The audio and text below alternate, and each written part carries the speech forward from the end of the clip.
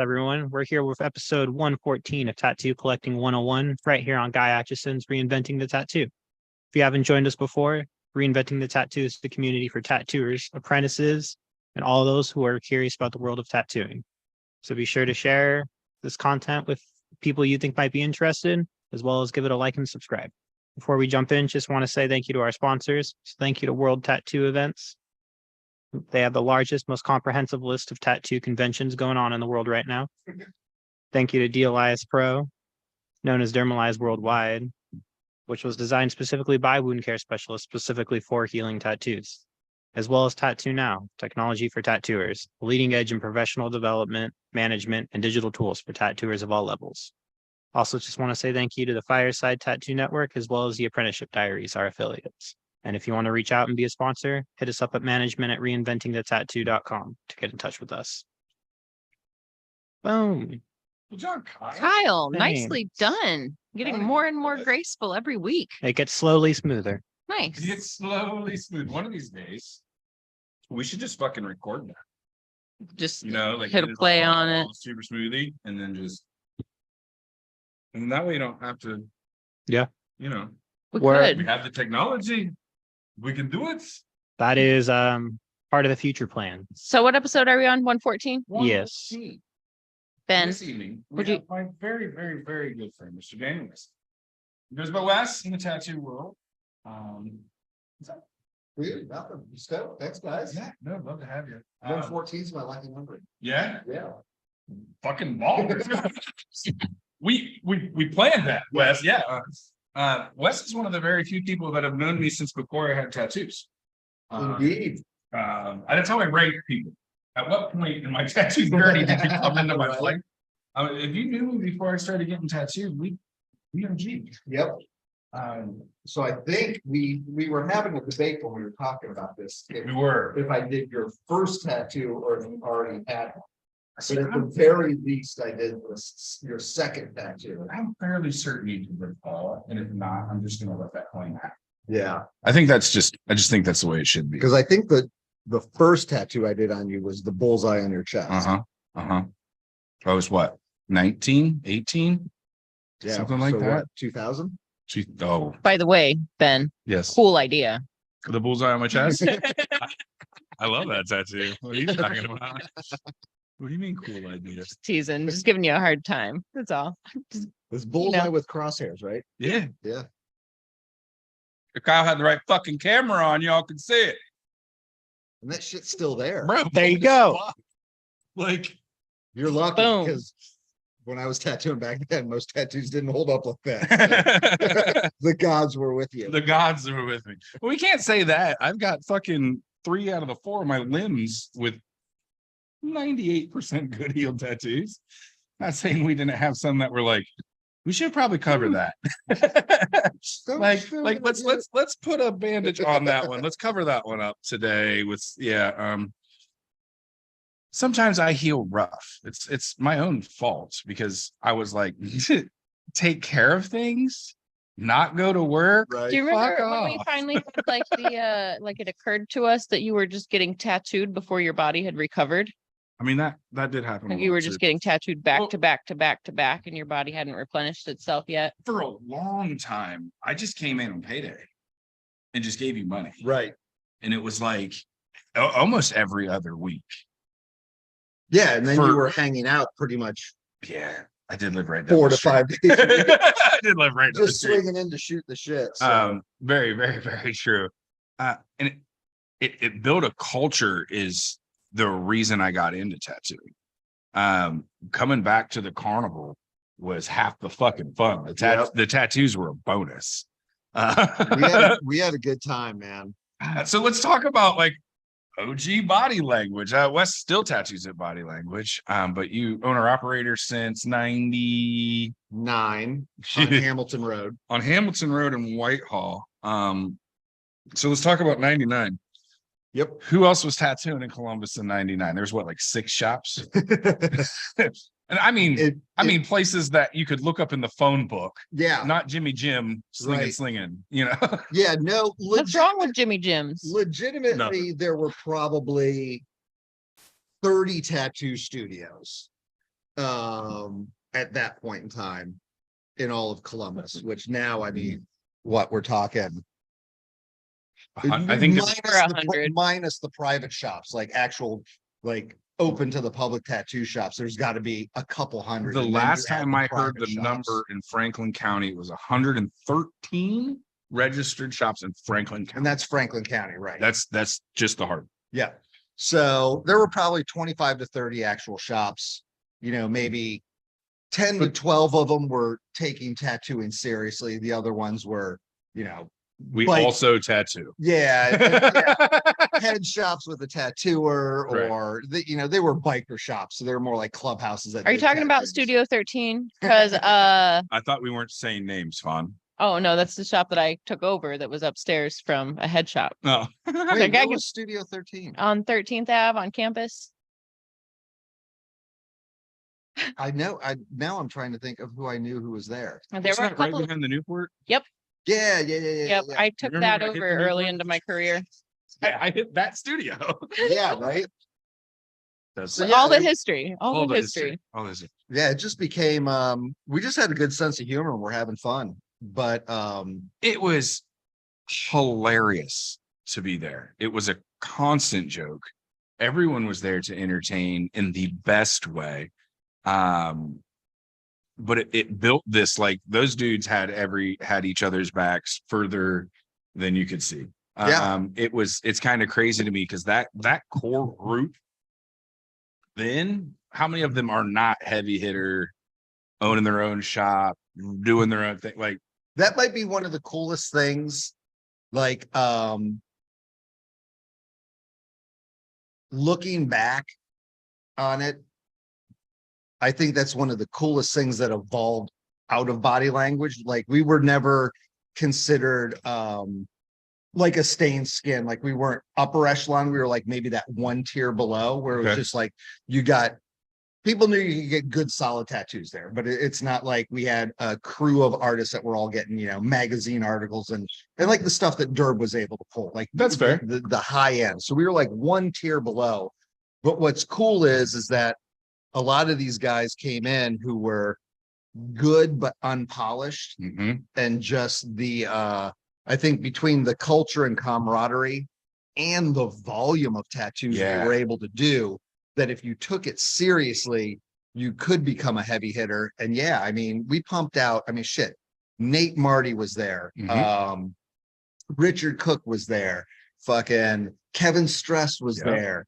David Jo- Boggins, David Boggins, Joey Knuckles, Dustin Heisel. Dustin Heisel. Like these are names. Yeah. Like these are all magazine names. Yeah, now like that we've probably I remember body when I language found. probably, and then some people who went off, like that Logan dude Yeah, who fucking kills it up in I Cleveland. forgot about him. Yeah, like you Davey know, Rips went on to Davey do Rips. yesterday's Rose. Yeah.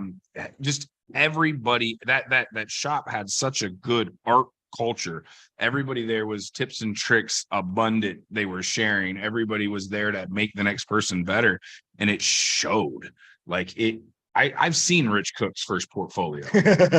I found it in the shop cleaning okay. when I was managing. I found it the bottom rack underneath all the printer equipment and all that stuff. And I remember calling him like, bro, I should hold you for ransom with this shit, because everybody starts somewhere, you know, like, 100%. and that shop with as much volume as it did, having the availability to hone your skills and work on the scripts and the names and the small little jammers that the average walk-in person's looking to get right now, right here. It turned some fucking artists out of that place. Yeah. Well, And so business people. Every single one of them went to start their own fucking business. yeah, there's probably 8 to 11 tattooers who are crushing it and now own very reputable studios. Right. So funny story.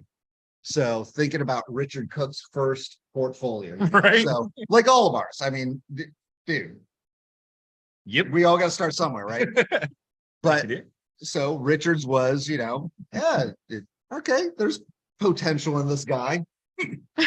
He knows Kevin Stress. And so at this point, Richard has a moderate portfolio. After I hire Kevin and he becomes like a super, you know, just explodes in Yeah. talent in like side of 2 years. Yeah. emulating and just really liking like seminar stuff and going down the traditional path and then going down the traditional Japanese path. Most They- people don't know Kevin Stress was a traditional artist first. Kevin's traditional was solid as fuck Yes. and baller. And then he did the little mini anchor series and the little mini ship series. Kevin's early work Yep. was fire as fuck. I love his Japanese shit. Should we have the intern pull up some of his current Oh, stuff? fuck yeah. My whole Pull up- right leg is Kevin. And Yeah, show like- tattoo. Yeah. So baller Japanese dude came to me with super not yet. I still got to talk a little bit. No, When we get Fair. to the back hour, fair warning, everybody. When I get high, I don't know how well I talk. No, it'll be that's the it'll be point. this. Oh. You guys will have to drive that bus. See, But, we're the opposite. We start slow. By the end of it, we're like, and can't say enough. All right, so we'll be eating that here. We'll perfect. meet in the middle is But, what's gonna happen. So Kevin tells Richard, he's like, dude, he's like, my portfolio, there's no fucking way Wes is gonna hire me. So fucking Richard goes through his portfolio and is like, not the shit he wants to keep in his portfolio, but he's like, here's the shit I'm willing to give you. And Kevin passed a fake fucking portfolio I don't know. off.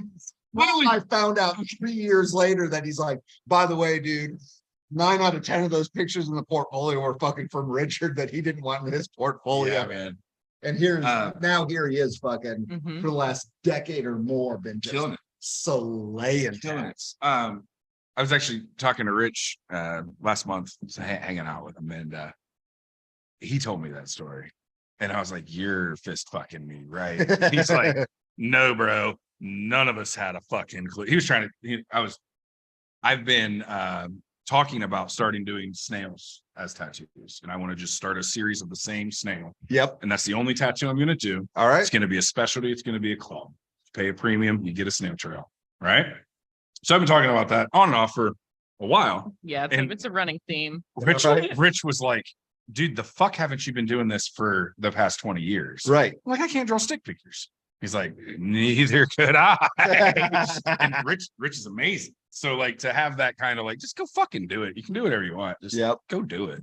That was the mindset of that shop too. Yep. Like, just do it. And that's what again, because the Derbs and the Greg D's were attracting the heavy hitters. Right. I wasn't good enough to have the clout to attract those heavy hitters. So my meat and potatoes was, who do I see potential in Right. and think, if this guy can do 5 tattoos a day, every day, 5 days a week, because they have the heart and the basic skill set, more than likely they're going to be fucking awesome in a year. And 4 out of 5 guys I brought in, it was just that they were coming from these low level shops that Right. they didn't want to be in the biker shop, or they didn't want to be in the shop where some chick with disposable income thought it'd be cool to have a fucking tattoo shop and doesn't really give 2 fucks about it. They wanted to be like, That was close enough to a name. yeah, right? Not to get super specific. But that if there was a particular shop like that fed me a lot of tattooers Thanks. who had heart, who really wanted this to be their fucking life. Well, and if that was your broad spectrum plan, you fucking killed it. You Yeah, killed it. It worked out. You found dudes that wanted to do that Yep. and blew them up. I mean, we had Denny on, Mm. what, about a month and a half It's been ago? a few months, but we Okay. need to have him on again. I'm It shit. was a with great time. episode. Yeah. But again, another guy still killing it. He's got nobility tattoo. You guys talked about Toby? He's Oh I yeah, mean, Toby Peerlich. yeah. Like still like the name, the list of names that came out of that shop is hard to. Yeah. I mean, Denny's a fucking assassin, man. Yeah. The shit I see him posting, I'm like, not that I'm surprised, just compliment, like, fuck, dude, you are shredding it up there in Killing this it. town. Killing it. And dude, his whole business platform now, that's we talked a lot about that on the show that he was on, is insane. I mean, like the psychology behind how he is changing the way you think about price point, Yep. changing the way you think about value, and educating a customer on the difference between, yes, we can do a $500 tattoo, or look at this $1,200 tattoo. Right. It's just like when you buy a Porsche or a Fiat. Yeah. There's a fucking difference. Yeah. And if you want the Fiat, I'll sell you the Fiat. No stress. But like value based, which do you want more? You came to me because I'm a specialist in what I do. Right. So like his whole platform blew my mind. I was like, I see you, salesman. No, I and see you. and I don't know if everybody knows it just from being like in the end, just being a tattooer, but also having been a shop owner for over 20 years. It's when I see his posts, I'm like, you clever motherfucker. I Yeah, know what dude. you're doing here, but it's good shit. Yeah, it's Like solid. it's Solid as fuck. not it's not trickery. It's No, honest education, but it's also done politely.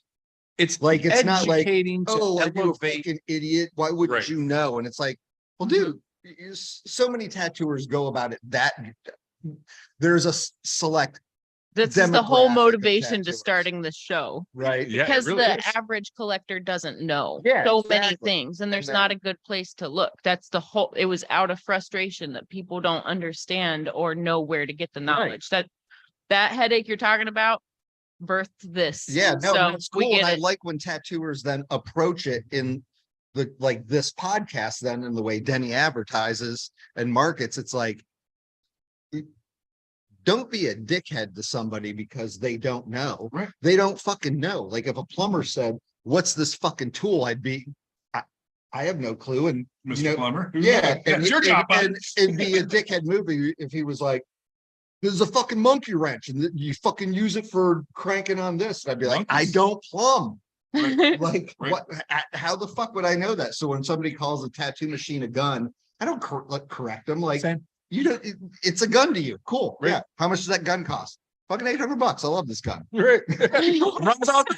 I was It's a gun to you, it's a gun to me. I don't give a fuck. I was literally in corporate sales training today, and that was one of the key points. It was like, you're there to educate, but you don't have to correct. Right. They can say, this is my so-and-so, and you can call it that the first time, and then the second time, correct it to the right word. Yeah. Don't make a notice about it. Don't make a difference about it. You just have to continue your professionalism, and it'll carry over into the like, oh, Learning by accident. Yeah. Well, it's Yeah, exactly. If somebody's like, not oh, forceful. that's a cool gun. How much does it cost? I'll be like, oh yeah, I picked up this tattoo machine for $600. I don't say you're wrong. right. I then just Right. use the correct terminology. No, And it's by the beautiful. end of the conversation, they're going, wow, I didn't know tattoo machines could cost that much Mhm. without them making them feel Mhm. silly. Well, Especially, you're I'm not earning gonna make- trust too. Yeah. So like if you're not diminishing a person, you're building a relationship as opposed to tearing somebody down and making them feel inferior. Right. Intimidation in this industry is insane. And they're paying me $200 an hour for me to not be an Who asshole am I to to them. Right. correct? Who am Right. I? Right. Like, Right. But it's so backwards in a lot of artists' minds. Yeah. No. Silly, Well, silly, see, silly. one of the things I think a lot of artists forget is if not for, I mean, I've said it before, but if not for rock star collectors, we wouldn't have rock star tattooers. Like It's true. tattooers, we're doing the easy part. As the collector, you're laying there like a piece of meat going through the most traumatic thing you've probably ever experienced. You know, if That's fair. not for the person willing to lay there and do that, we don't have rock star tattooers. That's where like everybody's got to kind of keep their ego in check because the collector is an incredibly important part of the equation. 100%. I often talk to, especially some of the younger guys, I'll remind them, as much as like us three, you know, love tattooing and love collecting it and have this deep knowledge of tattooing, we can kind of take it for granted. Mhm. Like, We start to I think do it because we live in all this world, we the think time. that everybody lives in this world, Right. but we live in a very teeny tiny little world with a very small group of people. And most of the people that don't live the same lives as us every day don't know the terminology that we use. They don't know like the rates. They don't know they don't know. How would they? Why would they? They're going about their daily life, learning about accounting, raising kids, like working on their cars. Like they're in their world. Why would they know about ours? exactly. And we've got the luxury of, we hang out with tattooers all day long. and we work in tattoo shops. So it's like, oh, you know, like you and I don't work together. But if we did, it's like, oh, cool. What are you drawing, Fawn? That's fucking badass. Is that for a client? No, I'm just fucking around. Hopefully somebody gets it. What are you doing Thursday? You know, and then all of a sudden I'm getting a badass tattoo by you for free. And it's like, these people are like saving their money. This is an event. Like for us to get tattooed, it's just part of the lifestyle. For them, it's they've got the 9 to 5. They've got all the stress in life. They're coming here for fucking decompression. We're their spa day. Yep. Yep. You don't know everybody's financial situation. You're thinking, oh, fucking I charge $200 an hour. It's fair. Fucking, it's only $600, dude. $600 to an average person. It's a lot. That's a lot of fucking money. That's a car payment, bud. Yeah. So you don't know how long maybe they saved up for it and the shit they're going through and how fucking excited they are on the countdown. 7 days till my tattoo. Fuck yes. Oh my God. Tomorrow I get the fucking tattoo. And when yes. you walk And in, hopefully and your the artist car doesn't break down and all of a sudden they're like, dude, I need a new fucking rear differential. I gotta fucking reschedule, you know, like that's real life shit. Yeah. So when they're actually in the chair, like you said, and sitting like a log in pain, the respect we should be giving them is like paramount. I'm an incredibly empathic. Like I feel like when my clients are going through pain, it like hurts me too. So there's that like, I don't know, when you've spent as many hours under the needle, you can't put it out of your mind what you're doing to somebody else. You know what I mean? Like, even if they are sitting like a log, it's like, oh, I know these riblets hurt, man. I know these riblets suck. You're taking it like a G. Yep, 100%. Well, yeah, I mean, then that opens up the whole door of the tattooers that have like 8 tattoos.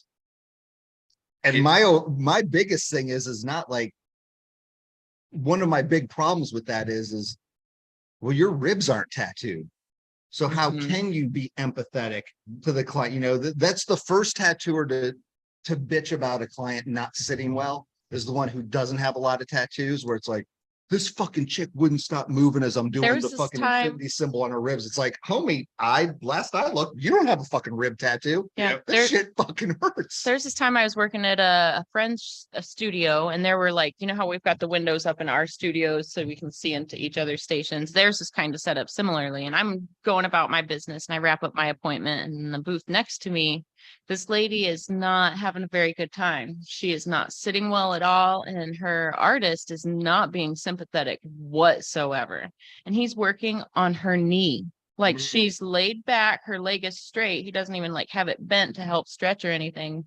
And he's just drilling, and she's the hard way. Yeah, like, and I didn't say anything while he was working, but like she was really like breaking down. So like a break happened, and I was like, hey, have you been tattooed there? And he's like, no.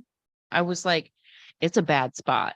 Like, you need to be a little bit more calm and like kind to her. That's a really, really challenging spot. He was like, really? I was like, how was your elbow? He was like, the elbow sucked. I was like, so the knee is the same, but bigger and hurts more. And he was like, bruh.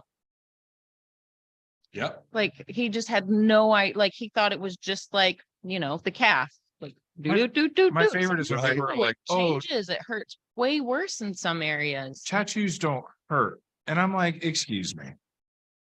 Every tattoo I've ever gotten hurt. Every single one of them. Some hurt 100%. less Some compared hurt to less. others. And some people's skin is more sensitive than others. Some people's nerve endings are closer to the surface than others. Everybody's fucking body is built different. And Everybody's just because mental. my hand was easy peasy lemon squeezy and I thought it was a great day and didn't bitch about it, I got fat fucking pumpkin hands. If you come in with little bony wiry hands like El Fonorino's here and you got somebody racking over that bone for an hour, it fucking hurts in a different way. So you can't even sit there and say, oh, well, I've got my hand done. This should be a piece of cake for you. Right. Everybody's built different. Every body is built different. Like my worst spot is probably different than Ben's worst spot, and is probably different than Wes's very worst spot. What was your worst spot? If you had to pick right now, what the most painful tattoo you received was, what would it be? Solar plexus or cheekies. What would you say? Man, I'm going for lower ribs, like kind of love handly area. Okay. Fucking was excruciating. Sternum. So we're all like the bottom of our fucking chest. So, you know, this is a bad spot. Yep. Man, you ask that question on the street, people are going to be like, the hand, the foot. It's because you've never had your giblets tattooed. You know what I mean? Like, it's butt different. crack's pretty My awful. butt was The closer wretched. it is How to was the the butt back of your crack, butt it's set? awful. I don't know. You tell me. I don't remember much that night. Neither do I. I remember I got my butt cheek tattooed in Nate Marty's motherfucking apartment living room because Davey was in town and it was Sunday. He was like, hey, I mean, like, if you want it, like, we can do this. So I don't remember if I brought a tape, whatever. We figured it all out. And it started off, I wanted like this softball size thing. And by the time he was done drawing it on, it was my entire ass cheek. And I was just like, this is not what I was mentally prepared for today, bro. And he just kind of looked at me like, and Davey is not light, but my tattoos are bold as fuck. Yeah. From him. Like, it was never overworked. I never had anything like blowout or bust or anything like that. But motherfuck, he puts it in. And my butt tattoo looks 2-3 years old. It's 15. That's fucking dope. It sees no sun, gets well taken care of. Just saying. I have yet to venture down to the old butte cheeks for a tattoo, so I do not have reference on that. But I can imagine. I've got right underneath. There's some line work right underneath the cheek. like the sweet It cheek gets mark, worse. like that line And mark. It gets fucking worse. sucked. After my butt, after getting that tattooed, there was like this little sliver where Russ didn't connect to my leg sleeve. And he was like, I'm going to let Adam do that. So next time I saw Adam, that's a pretty spicy spot. And after having like all up, like my back piece doesn't go like into my butt crack, but it looks like it does. So it pretty much does. Right. Anyways, Anyway. after experiencing that, that little sliver at the top of the leg, bottom of the cheek, walk in the park. I'm not saying it didn't feel like a bad spanking, but Well, and then once you start having that relative frame of mind, I remember Sternum like literally grabbing the table and being like, no, bro, just do it. Like, I'm gonna bite my teeth, I'm gonna turn my head, I'm gonna sit here as still as I fucking can. But I specifically remember being like, motherfucker, through the whole thing. So what are your guys' thoughts on numbing cream? Give it to me, baby. love it. Love it. As long as your artist is cool. I Yeah. feel like there's definitely a strategy that needs to be used with it. And I haven't used all numbing creams, but I myself have used a few different ones, and I only use the ones that I've experienced on my clients. So Yep. I can like use it. I mean, lidocaine's not good for the heart. Let's not waste it. If we're using it, Yep. let's utilize it. You know what I mean? Yep. Like, so I kind of try to use it as a head start. I usually don't have the opportunity to use it on a first session when we're laying out a project, but like most future sessions, if they're in tricky areas, I can, we can marinate, smoke together, and then It's on the get experience rolling. of the client as well, too, because it's not for everyone. Because if you've never had a tattoo and you've mapped out a fairly large piece and you're like, fuck it, I'm going to numb, and halfway through, you're not numb. Oh, you're going to think you're in agony. And now you're dead. You know what I mean? Like your life is over.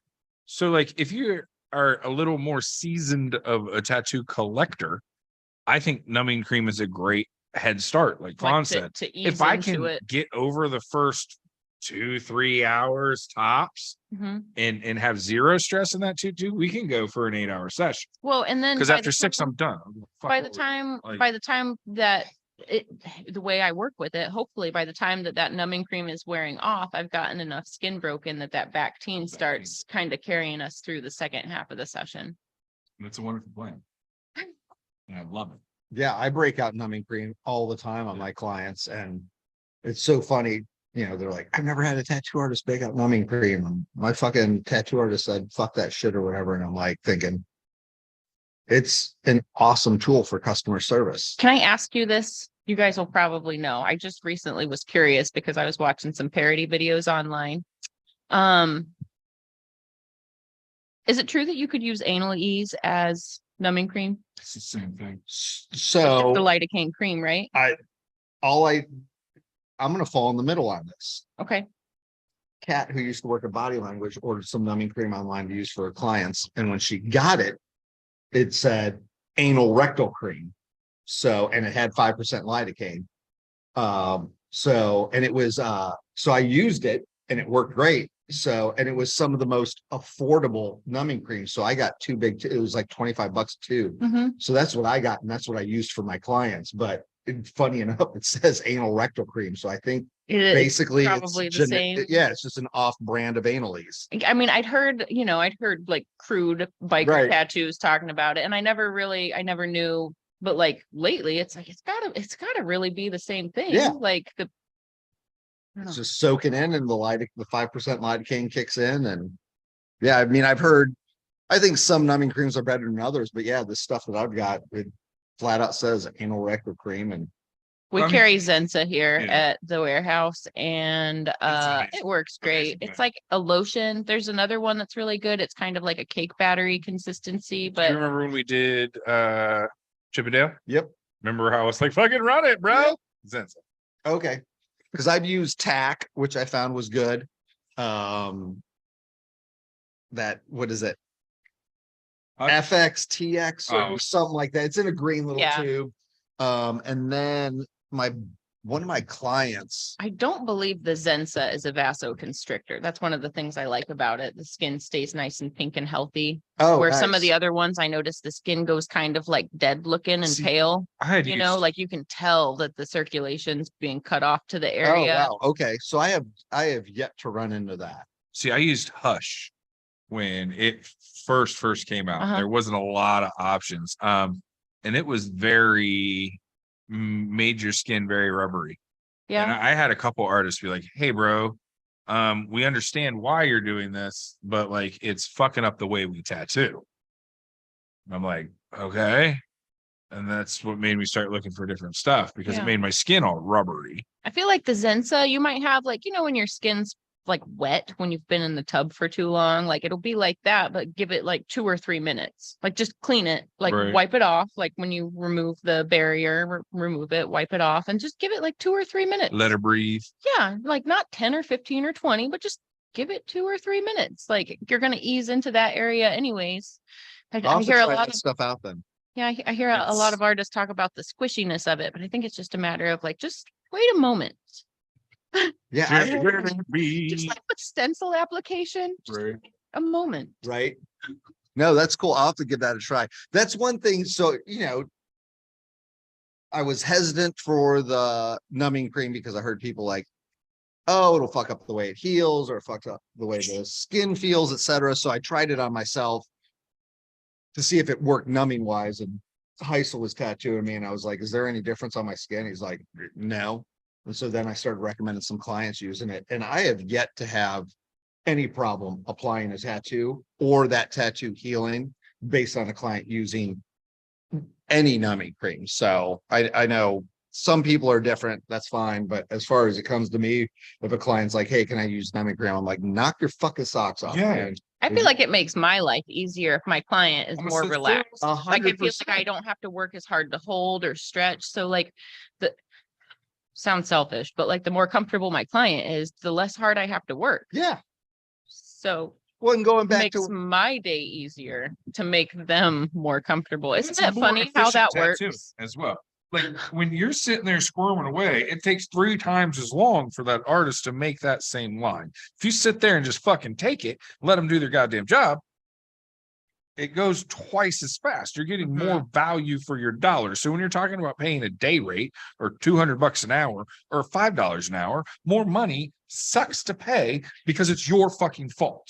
Yep. You could have received a better value if you would have been a more informed it was about this time, maybe a year ago. I had a client look at me I'm so proud. and he was like, so you mean if I sit longer, it doesn't cost me more? It's like, no, if you sit longer, it will actually cost you less because we will see one another fewer times.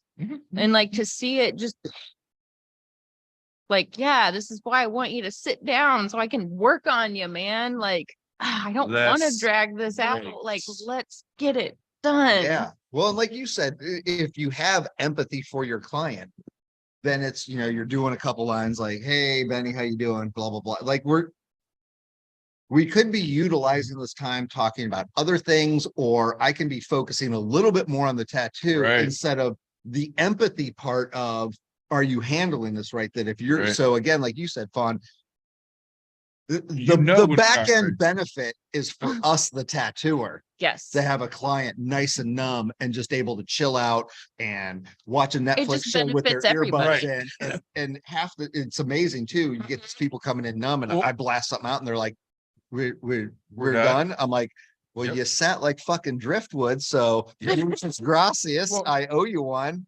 Want some bourbon? Because I'm done early. Now I don't have a tattoo to do for another hour and a half because you sat like a fucking hero. Everybody wins. Old school, it was misdirection. Let's put 1,000 things on the wall. Let's give you 100 things to look at. Yep. Let's put on a movie. Let's make sure that you're focused on anything. Blare it all at the same time. Yeah. Two movies. Over the 80s metal from the stereo. lobby. Yep. You got a lot of things to tune into other than your leg getting blasted or whatever. And it was the same concept. If their focus isn't on, oh my God, that fucking sucks, they're gonna sit still. Yeah. If you're watching a movie and you're comfortable and you've got a pillow and a blanket and you've eaten and you're not nauseated, it really helps to just be able to kick it. Everybody wins. I remember That's what getting we do here, man. my ribs done at Stain Skin. And so this dude was the newer artist, and I think they had a full house, so he had the smallest booth. So it was a tiny booth. So I'm getting my ribs done sitting in a chair. Yes. So Folding chair? Yep. Folding chair. All right. so it's like being What at year a was this? convention. What year was this? Oh shit. Paint the picture for us, Wes. 2004. All right. Okay. Circa 2004. We're just getting into the Yep. emo years. Yep. So, and it's Thomas Cinnamon, and he's one of these dudes, kind of very Gunner-esque, you know, the kind of obscure nouveau art faces with the big eyes and shit like that. And I'm getting a panther with a crown and a dagger on it. Dagger was through the head on my ribs. And so we're in this tiny booth. And I'm in like a folding chair and he's working on my ribs.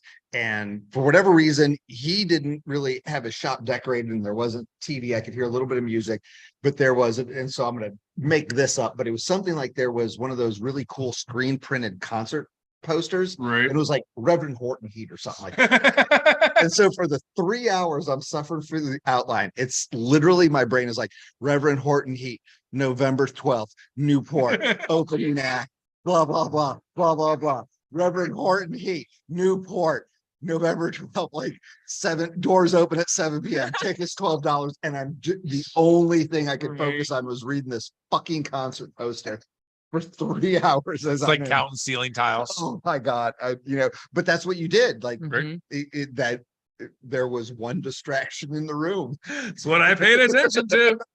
Well, that's what made the street shop appealing. That packed art, that louder music. It wasn't like blaring by any means, but like music playing, TVs on. Each booth had its own little personality. You got to walk into their little zone of awesomeness. Like I don't know.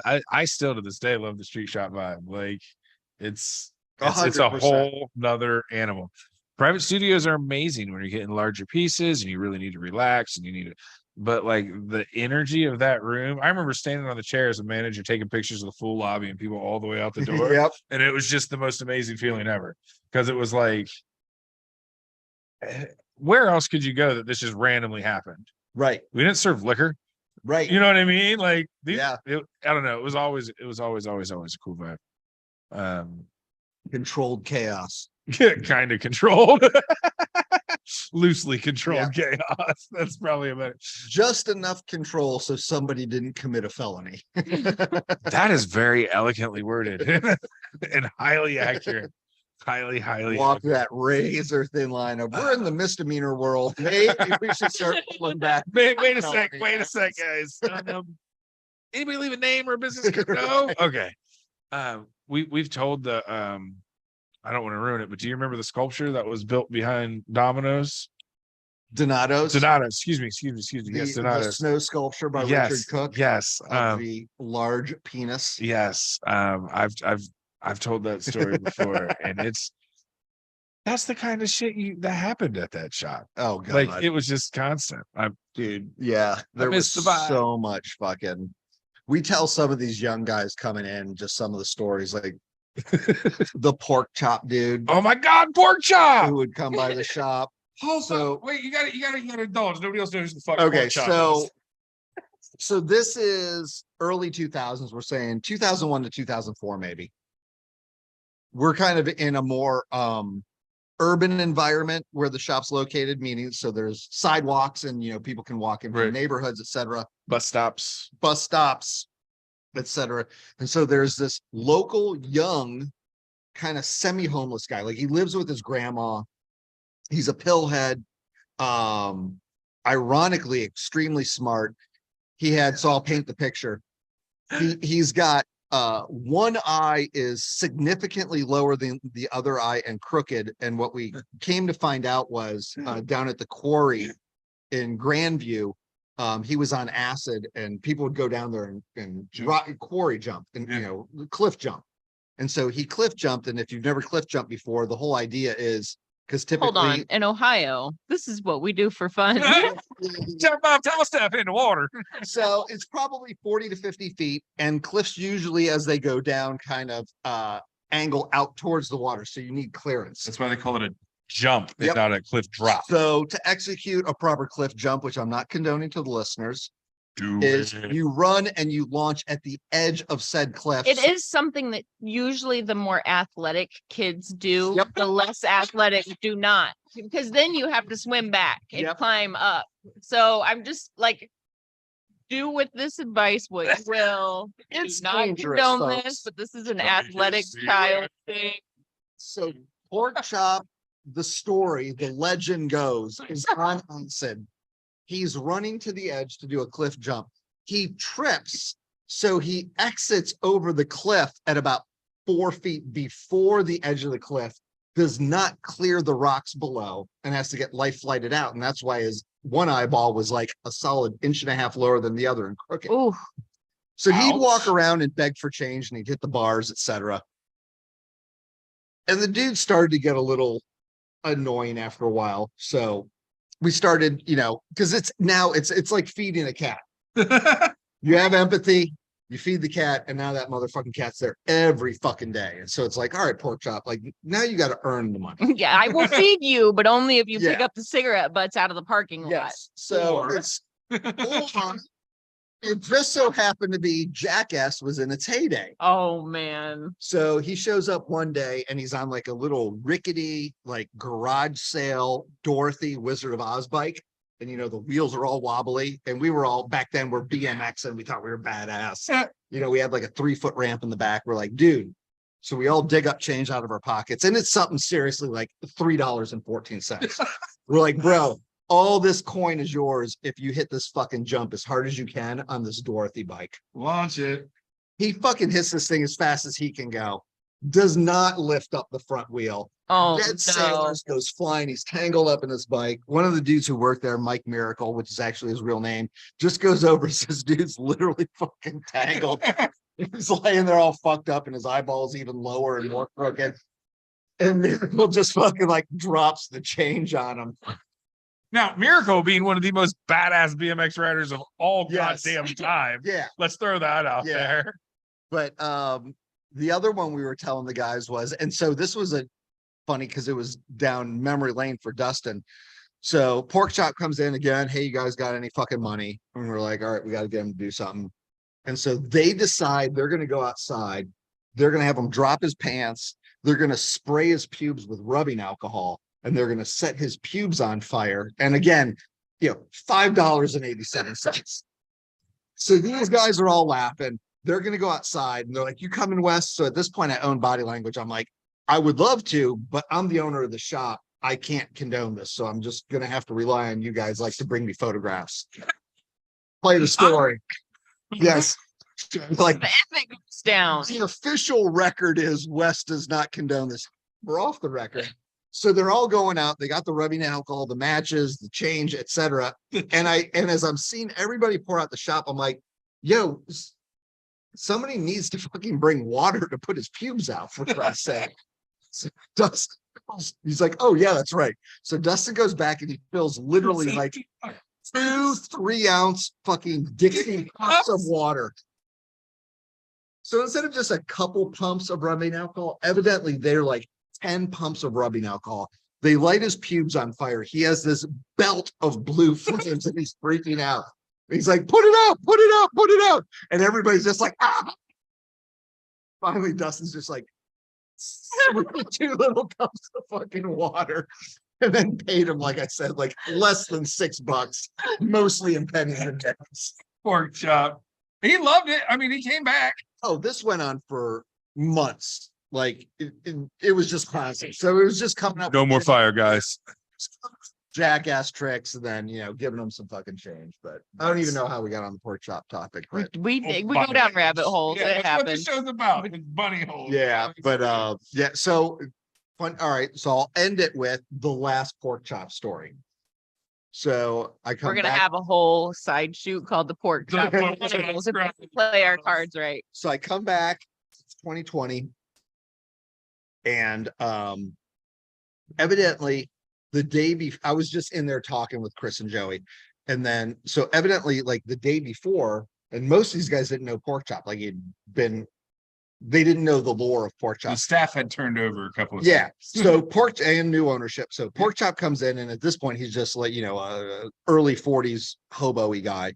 And he comes in, asking for money. And, we got clients, and I think Hensel's there, and he's like, dude, you got to get the fuck out. Like, we're not a handout place. Like, go somewhere else. And he kind of causes a little bit of a ruckus. And so Hensel escorts him out, and Hensel must have said something along the lines of, like maybe pork chop was like, why the fuck do I gotta leave? And he says something like, well, A, you smell like shit. B, you look like you rolled out of a gutter, and this isn't hobos. Like, people are coming in here to get fucking tattooed. We're a business. So it's the next day. I'm there. Pork chop rolls in, and he's all pilled out, and he's sitting there wobbling, and one eyeball's like just by like teeth line, and fucking like it's migrated down. And Hensel's like, dude, hey, I thought I told you to leave yesterday. And he points at him, and he's like, you fucking said I smell like shit. Go fuck yourself. And Hensel's like, all right, cool, dude. Like, I really think it's time to leave. And so he sees that I'm there, and he actually remembered me. He's like, Wes, what the fuck, man? I'm worried. I'm like, pork chop, it's all good, dude. Like, I think maybe like you just need to leave and go on your business. So I'm kind of like trying to get him out of the shop. And at the shop, we have this long hallway, and there's a brick wall. And so I'm like, hey, man, like just kind of like putting my hand on his shoulder, like, hey, let's just walk out. And he's like, fuck this. That guy's fucking said I smell like shit. And he like tries to like fight through, and he falls on his own and just tumbles. And I'm like, all right, homie. So I pick him up. We get him outside. He's like, fuck you. I'm coming back to pop a cap in you or something like that. I'm like, hey, have a good day, pork chop. So Hensel's like, how'd that go? I'm like, fine. I'm like, he did say he's coming back to shoot us, but I don't think he owns a gun. And so Hensel's like, I'm going to call the cops just so it's on the record in case he vandalizes the place. Like, hey, in case a rock gets thrown through the window. So he calls the police. He's like, hey, I got this guy. He made a threat, etc. He goes by the nickname Pork Chop. They're like, we know him. And so as he's on the phone with the cops, call waiting comes through, and we know his name. It's Joe Evans, and it says Joe Evans. And he's like, hold on, actually, he's calling me again. And so Hensel picks up the phone. Fuck you, motherfucker. I don't stink like shit. Blah, blah, blah, blah, blah, blah, blah. He's like, all right, thanks, dude. Like, you need to stop now. He's like, he was actually just on the phone. So the cops come, they're like, well, we need to actually fill out a report. And he's like, that's fine, I'm here. So the police come and we're just like, he's harmless. We just want it on record in case he, does some graffiti or something like that, or throws a rock through. He's like, well, do you know where I could find him right now? He calls again. Why the cop is right there? And Hensel's like, well, here he is on the phone. So the cop picks up the phone and he's like, oh, this is Officer Smith. Fuck you, you ain't no cop, motherfucker. I'm coming down. I'm gonna bust you, blah, blah, blah. And the guy's like, no, this is Officer Smith. Where are you right now, sir? And he gives him the location. And he's like, I'm going to go visit Pork Chop right now. He's down at the CVS, and he ends up coming back. He's like, I had a nice talk with Pork Chop. He's not going to come by the shop anymore. Oh, the legend of Pork Chop goes down. It goes down. But yeah, here he is yelling at a cop on the phone. Fuck you. I know this isn't a cop. Well, because in typical body language fashion, they probably would have handed the phone to somebody that was like, yeah, I'm a fucking cop. Fuck you. Don't come to the fuck. I mean, I heard Dirty Sean Connery for the first time at BO. I heard all kinds of phone shenanigans. He probably just knew. Yeah. Yeah, he was out there. Do you remember passing the phone around the shop for the telemarketer? Love it. Do you remember that? Yes, I wish we could still do that. It was amazing. I will never forget that night. I laughed out of all tattooing stuff. Okay, so it used to be telemarketers couldn't hang up unless you told them no to the service. They had to entertain whatever you were saying. So they would literally pass the phone around the room and get mercilessly ridiculed by everybody in the room. And it was hilarious. We'd hand the phone to clients. Oh, it was these great. guys they weren't legally allowed off the phone. Oh, wow. So we eat up 45 minutes of their fucking time. And they loved it, to be honest with you. It was the best part of their day. They're getting paid for it. They're getting paid fucking They don't give a shit. an hour. You're entertaining one another at that point. That's when Toby perfected Dirty Sean Connery. Yes. I mean, that's where that came from. That's still he's done it here a million times. We should have Dirty Sean Connery on the show. Yeah. Can we wire in Toby for a second? Just get the dirty. We probably could. I don't know. Still early in Toby world. Where's he now? Is he in Arizona? Yeah, he's in Arizona. So he's a few hours back. Okay. I miss that dude. He's fucking awesome. He tattooed the side of my head. The wrap on the side of my head. Dude, love it. Yeah, that He's guy's a good dude. So you guys obviously know Toby. A little dark and evil in his artwork. No, Tobias. Toby, Never. every single conversation we have has some kind of underlying Silence of the Lamb joke or innuendo built in. It's just there all the time. So he gets the dark side of me. Yeah. So, and that's his gig. Yep. So for anybody who doesn't know, look up Toby Gerlich online. Amazing. And amazing artist. Pull him up. And his artwork is very dark, Vikings, death, doom and gloom. It's super cool if you're into that Where's stuff. my face? Yes. He Did you did see do that? a beautiful God. portrait of Ben. Killed it. Dude, you need to see it in real life. So do you know he tattooed the Reverend Rod Parsley? No. So there is in Columbus, Ohio, there's a famous evangelica minister and his church, and it's called World Harvest Church. This thing is a compound. It has kindergarten through high school. It has its own college. It is mammoth.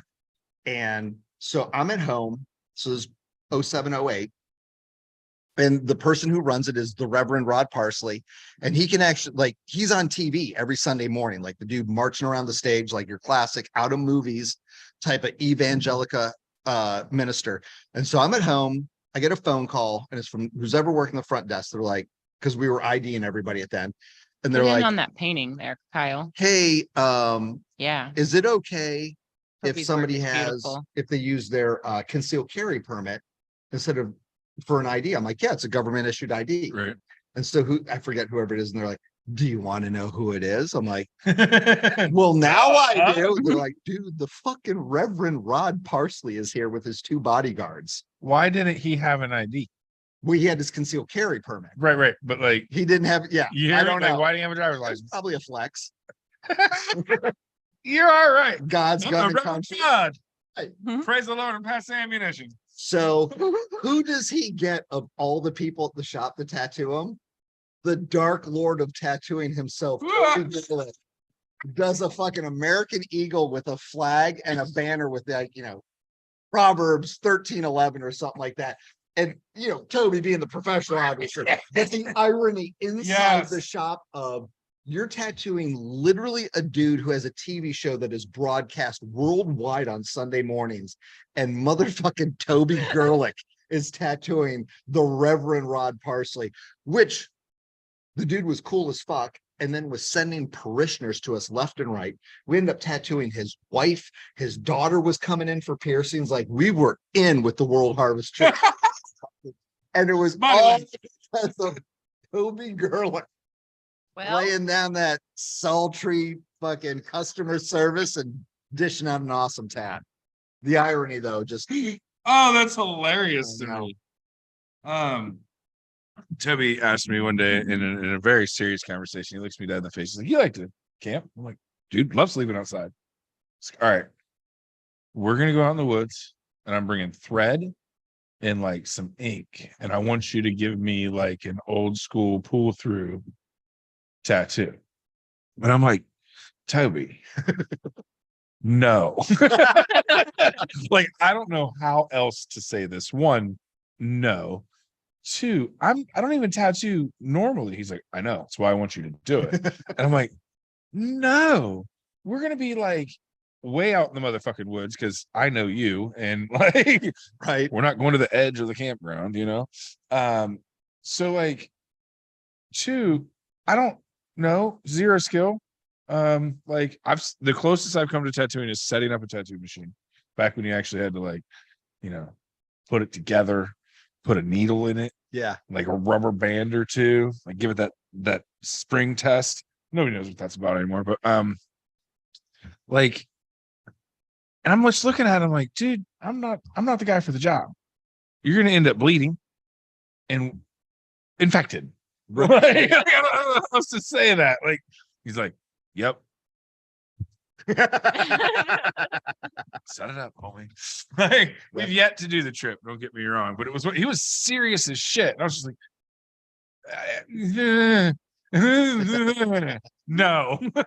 Like, I still feel to this day, I feel like I let him down. Dude, that guy's so fucking awesome. I love him to death. They broke the mold with that motherfucker, doing conventions with him, and Insanely good time. Convention's over, we go back, whatever, you grab some drinks, like, all right, dude, I'm going to fucking bed.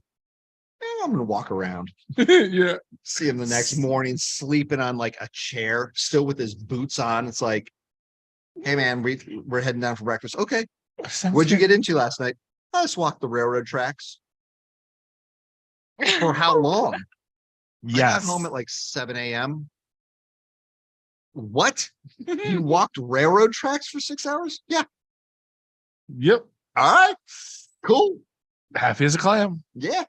You do you, bro. Yep. Glad you had a good time, man. Yeah. I'm gonna Broke the grab more mold coffee. with old Do you want some more? Tobias. Oh no, I'm fine on coffee, but thank you very much.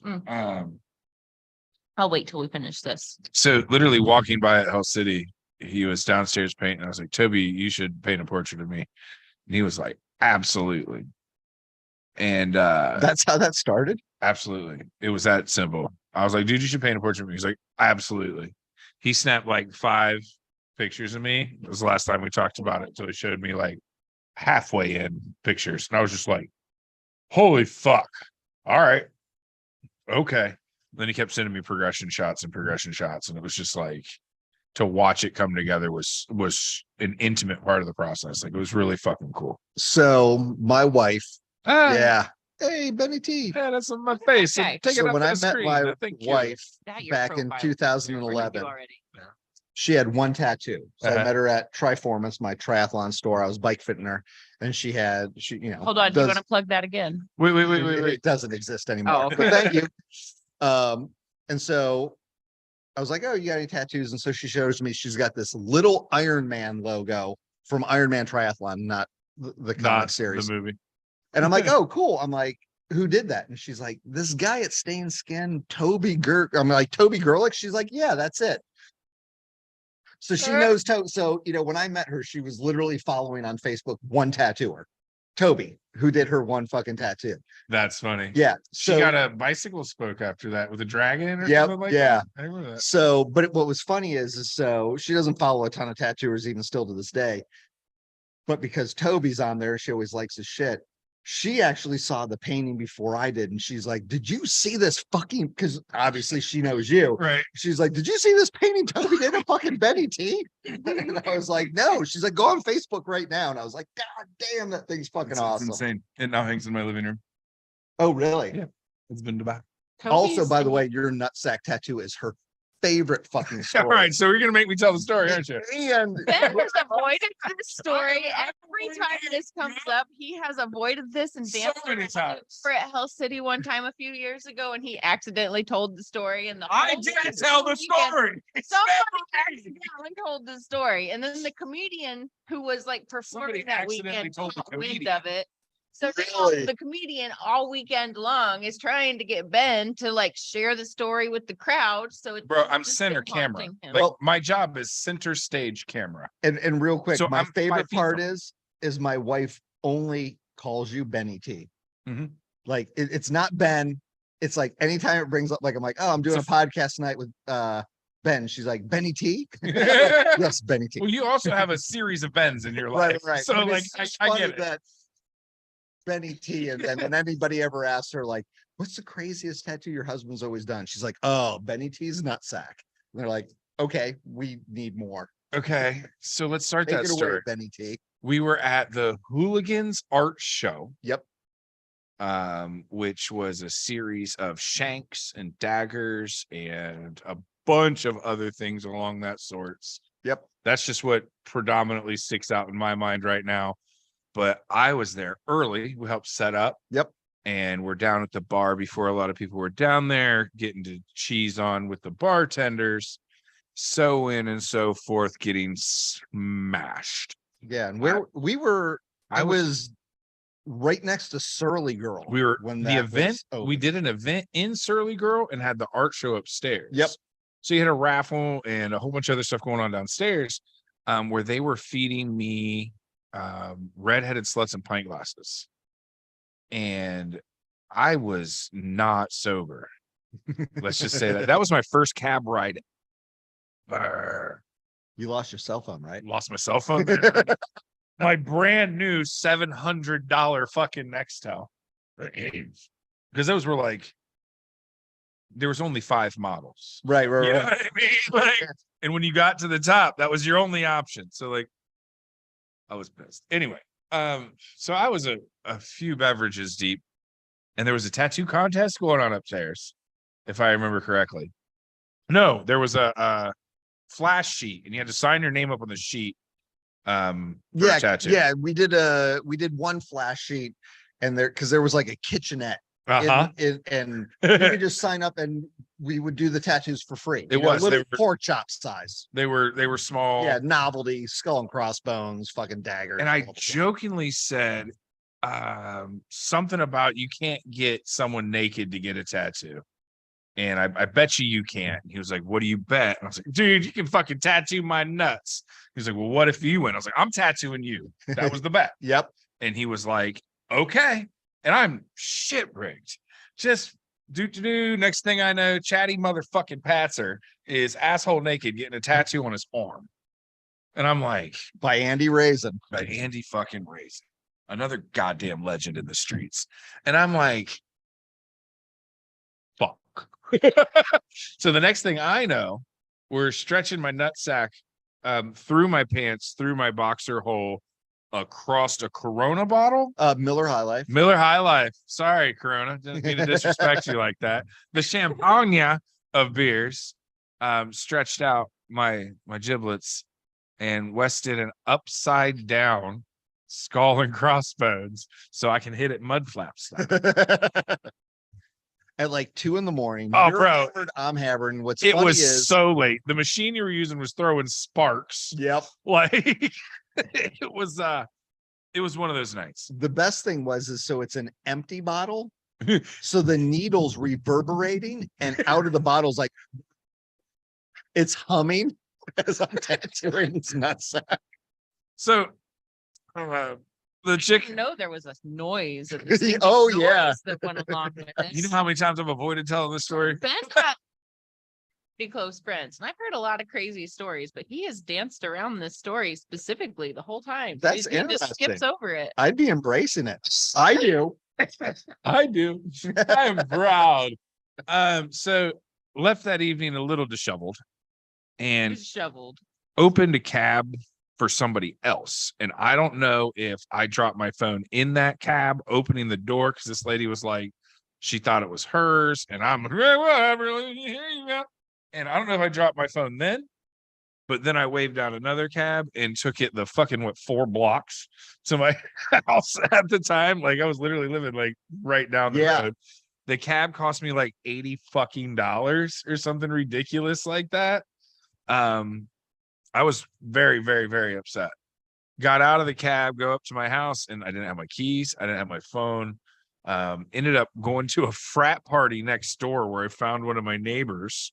I mean, we lived outside of campus, but we were just on the edge, Right. You know, like, so like found his phone, was blowing up my phone, never did get it back, called the cab company, never got it back. I didn't tell the chick I was dating about it, like at all, just to see how long it would take her to notice. Right. It was like 4 or 5 encounters before she noticed. And she literally removed herself from my body and was like, what the fuck is this? I will never forget that moment in my life, dude. I will never forget that moment in my life. And then I had to explain how I had a healed nutsack that she knew nothing about that magically appeared. So this is spring of this year. So I get Bornheim, aka the senator. I tell him I want 2 acorns with a banner that just says D's, and I want it tattooed on my inner thigh right by my nuts. Yes, sir. So he bangs it out. He's like, dude, what the fuck is your wife gonna say? I'm like, well, we're gonna find out. He's like, you didn't tell her? I'm like, no. I was like, this is to be found during romance. Yes. So whatever, 5-7 days later, romance happens. Boop, boop, boop, boop, boop, making the way down south. Everything's romantic. We got Prince playing on the radio, some candles fucking lit. Bam. Is this a new what the fuck? Oh. Does this say D's nuts? And I am dying laughing. It killed the mood so fucking bad, Yeah, man. and was 1,000% worth it. I will serve my penance. Yes. Same, man. I didn't that night was ended for me as well at that moment. And it was again very, very worth it. 100%. It may be why we're not together to this day, but fucking hilarious nonetheless. Yep. That chick actually, I got a giant Joey Knuckles piece. Was in Easy Rider and like all this shit. Like it was really? the only What was the tattoo? It was a giant rose and like some like spectrum of light. Who was the shit. chick? Why do I? Her name was Uh-oh. she was important in my life. I remember her name. Right. It was the chick I was dating when I should have been going to college. I know. I Remember, can picture. Becca. Yes. My mind just went blank. Yep.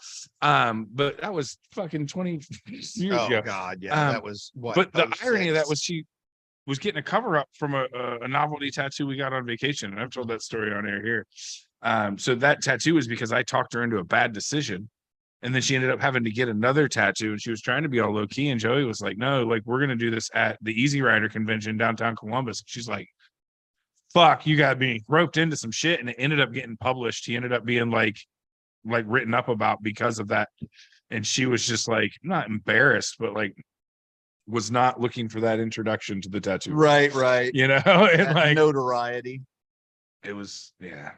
So yeah, I affected her life positively. That's awesome. That's a good time. Good shit. Joey's insane, man. Like, talk about somebody that came from BL that's just crushing it. How many? He now owns Body Language. He right? owns Body Language. So wait. We skipped all the way over that. So like, you started talking about like way back in the day, but at one point you retired. Yep. That's why I only had 3 of my forelimbs tattooed from you. Yep. Let's talk about that moment. How disappointed I was. Okay. You're like, finally, I can get somebody else to tattoo me who's way better, and I won't. Oh, and I'm guilt-free. that's exactly what I was after. That's exactly what I was after. You're like, oh, my body's filled with these mediocre tattoos, No, but I have no. this obligation to Wes. No, I love my collection, every one of them, even upside down nut skulls. 2011. So 2008, I get into triathlon. Yeah. I become hooked on it. I see a void in the industry, so I open up kind of a bike fitting triathlon studio in Gahanna in 2011. I bring in a partner to help run the studio. That is not going well. And so That's when you brought me into work for you. Yep. And so then Joey, so it's around 2013, Joey moves back from Philadelphia. So I apprenticed Joey. So Joey was my body. He wanted an apprenticeship in tattooing. All we had was a piercing spot open. So he apprenticed as the piercer. He became the piercer. So he's like kind of front desk manager and piercer. And I was like, when we get the time, we'll apprentice you to tattoo. We apprentice him to tattoo. His love for the craft has only grown, and he was super dedicated, worked his ass off. After about 5 years, he goes to work at High Street Tattoo for a couple years, and then he gets a gig in Philadelphia, working for Troy Temple at Philadelphia Tattoo Eddie's. And then I also think he worked for Hood at Black Vulture, and met Mike Chambers and all those fucking heavy hitters, and just and absorbed. He moves back to Ohio. He buys High Street Tattoo off of Geo. I see he's back in town. I go in to get tattooed by him. I actually get an old school Sailor Jerry skunk tattoo on the inside of my knee, but instead of holding like it typically holds a like a daisy or an acorn, I have him hold it a kettlebell. Nice. And so as I'm getting tattooed by him and we're catching up, I'm watching him run the shop like a fucking tight ass ship. And I'm like, I recognize this style, not all mine, other people too. Yeah. But he's just run it very professionally, and I'm super impressed. And I know currently the partner I have is struggling trying to be an owner. So I approach, right? Good words. Yeah. Sorry, I didn't mean to throw you off. Wish. Ben and I can giggle about this. Yeah, we'll keep that anyways, between us. So like I've got this triathlon store I need to run as well, but Body Language needs to survive. So it kind of dawns on me. I'm thinking, well, my partner isn't enjoying being an owner. That's part of the problem. So I approached Joey. I'm like, man, I like the cut of your jib. Obviously, I like the way you run a shop. Would you consider replacing him as a partner? Because I think he would be relieved to be relinquished of this duty. I don't think it's suiting his style. And he's like, fuck yeah. So we do the transition, and Joey then becomes my partner in 2014. Then XYZ, I close the triathlon store because it kind of blossomed in some other things, and I take advantage of those other things, triathlon coaching, etc. I end up opening a gym in 2018, at which point now we have this awesome front of the house manager, Chris Hensel, and Joey, and I'm just so busy I can't put any effort into the shop. So we come to the conclusion that it's best for everybody, including Body Language, that I sell all my shares to Chris and Joey, so they become collectively the two owners of the shop. At which point, and I had tattooed sporadically between 2013 to 2016, but it was mostly regulars, Right. and like, a half a day a week type of thing. Right. At this point, I've got all my eggs are in this basket. So at 2018, I am legit fully retired, but have been semi-retired for probably 6-7 years. Right. 2020 comes around, God bless COVID. No marathons during COVID, huh? Yep. The gym is closed for 3 months. There's nobody to coach for me in particular because there's no marathons, no triathlons. Everything reopens, but the gym was only 18 months old. So we're in the hurt locker. I'm definitely trying to revive this thing. And I'm like, this is not going well. And my personal coaching business is operating at 10% of what it was. And I remember, so I'm going through savings, etc. And of course I miss tattooing.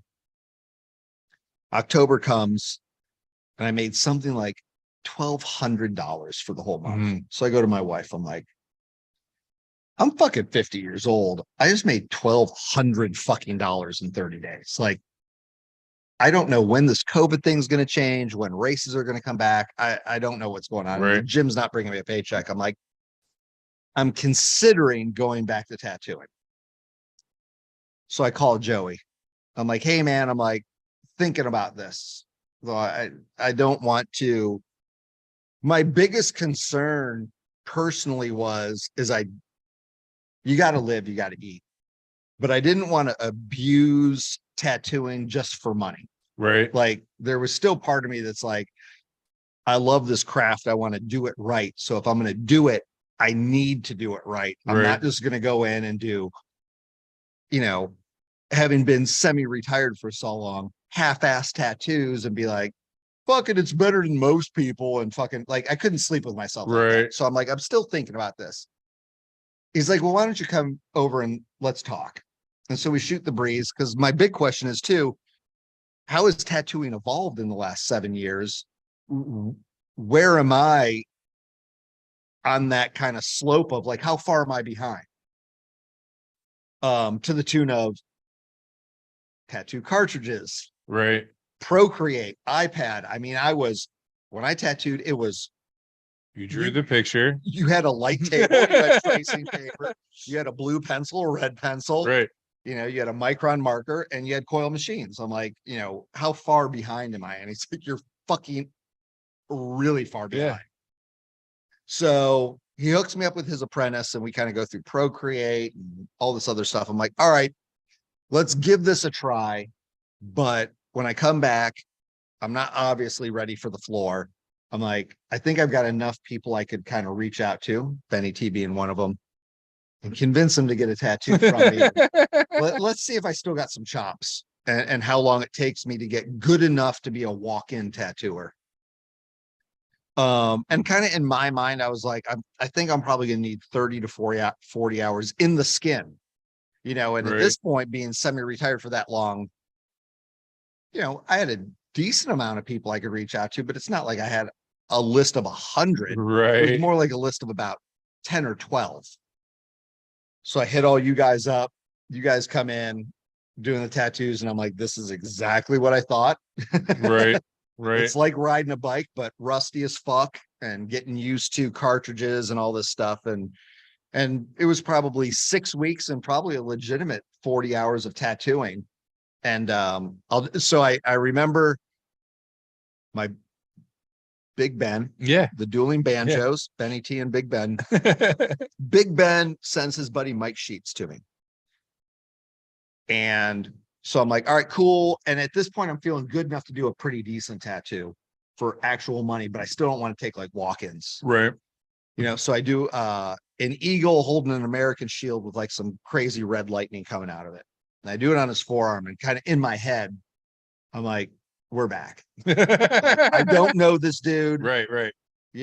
First try around. Pretty fucking detailed tattoo. It's on his forearm, prime real estate. Like, I stepped up. I wasn't nervous. It fucking came out good. I know it's going to heal good. Take a picture. I post it. And in my head, I'm thinking, all right, come Monday, I'm going to message Joey and be like, all right, I'm good to go for walk-ins, but I want to have the ability to veto anything I don't feel comfortable with. Right. I post it, and like 3 minutes later, Joey texts me and he's like, dude, obviously go at your own pace, but that last tattoo, the eagle, you're fucking ready. And I'm like, funny enough, I was going to text you, I'm ready. And then that's kind of where the end of retirement happened. And, it was a it was still 6 months that I was very finicky about what I took in, and not on an arrogant level, like, Right. oh, I don't fucking do walk-ins. It was just, where's the tattoo being placed? What is it? Is it big enough for me to sink my chops into? You know, Right. is it a style I can do? You want to do the customer right. So I kind of just like picked and choose, but then slowly that became more yeses and less nos, to the fact of Right. 6 months in, it's like, all right, I'm Well, the more fully back. confident you Like, get, the more what you you're willing want, to what take you on. need, Yeah. I'll do it. And then was grateful enough that a lot of my old clientele started to come back, Nice. and then new clientele. And now hindsight 2020, COVID is the best fucking thing that happened. I Right. was miserable running that gym. Yeah. I fucking live every day. I fucking march into body language with a smile on my face. I'm not the owner anymore. Dude, I So love no watching stress, and your I'm just like, let's go fuck some shit up. I'm ready. I'm here to make poop jokes, drink bourbon, and slay some tats. I love watching like the BL Facebook pages and shit. You're back to the old fucking like, Yep. let's spin the wheel. Like I love all that shit. So it was funny. I go in, and obviously I was nervous. I mean, kind of weird too, going back to the shop that I was the Right. captain of the ship. Right. Now I'm low man on the Forever. yeah. Now I'm low man on the totem pole. Oh, Like right. I was the fucking owner. Now I'm last on the fucking list. Right. Like, which wasn't as tricky as I thought it was going to be, but nonetheless, I'd be lying if I wasn't like, this is a little weird. Like, Yeah, for sure. I created this motherfucker, and now I painted this wall green. I'm the lowest worker bee here, and yes, sir. Yes, Yep. sir. You know, not that it was that, but I know what you mean though. no, it was cool. But so, and then it's a younger crowd. You know, there's wokeness, there's canceling. You can't say this, you can't say that. And you know, previous, I was the king of my own castle. Like, if you didn't like it, you can get the fuck out. Right. I own this motherfucker. Right. My jokes fly. Yeah. So I was like all quiet and reserved, Wes. Like, yes, would you like some Dijon mustard? But then I'm like, PG-13 rooming. I'm sliding in, yeah. Little fart joke here, maybe a nutsack joke here. And I'm like, all right, she's I see the smile. I know where I can land my audience. Chuckle. Next day, I'll take the step a little further. Hey, nutsack and fart joke combined. Group handshake. And then it was like 9 months later. It's like, motherfuckers, They now can't shut you up. we're having some motherfucking fun in here. Right. Shit's gonna get politically incorrect, and we're gonna laugh. And we're gonna smile because it's a joke. Yep. It is so hard to go to work somewhere you hate. It is so detrimental to your mental health to be in that. I don't want to be here. This place sucks. This isn't worth my time. I'm not appreciated. So to have a place just to even have a kind of moment's rare anymore. Like, dude, I literally just walked out of my job one day, like, this is dumb. Yep. And left. Like, because what's the point of putting yourself through that torture? No, Like, it's just money. You'll get more somewhere else. 100%. Like, you'll figure it out. So it was funny when I turned 50 during COVID. You know, everybody's like, whoa, 50, you know, midlife crisis or existential fucking Right. reckoning or awakening or whatever you want to call it. And I've I went never back been, to his roots. yeah, and I've never been into really birthdays and taking age seriously at all. But I will tell you, when I turned 50, the only thing that kind of popped into my mind was, at best, I'm on the back nine of life. Like, there's a lot of motherfuckers that don't make it to 50. Right. And it's like, cool, I hit 50. Like, I just kind of made a slight mental note.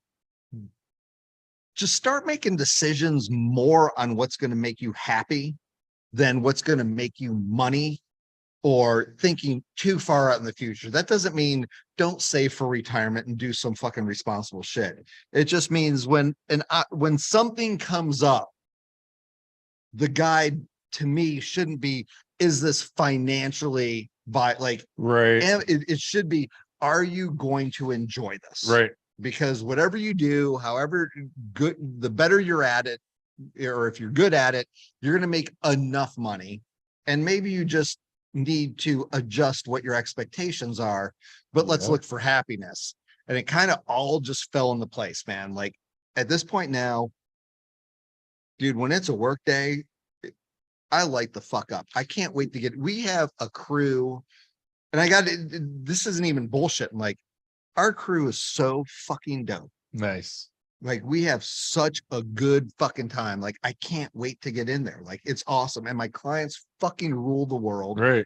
And I'm just like, oh, this is what this shit's about, man. And it also helps too. It's a nice change of pace for me to not be an owner where I'm Right. not sidetracked with the owner brain just becomes, it's just different. Like you're like, oh, these paintings aren't fucking straight, or there's a piece of paper on the floor. Right. You're just so fucking analyzing that shit where now I can just roll in, I can be a good team player, but I can have fun and I can just focus on my craft and my customer service and fucking cracking jokes. And I wouldn't give it. I'm tattooing at Body Language till the fucking day I fully fucking retire Love or it. die. Like, Love it. That's Love how it's it. going. That shop's always been special. Like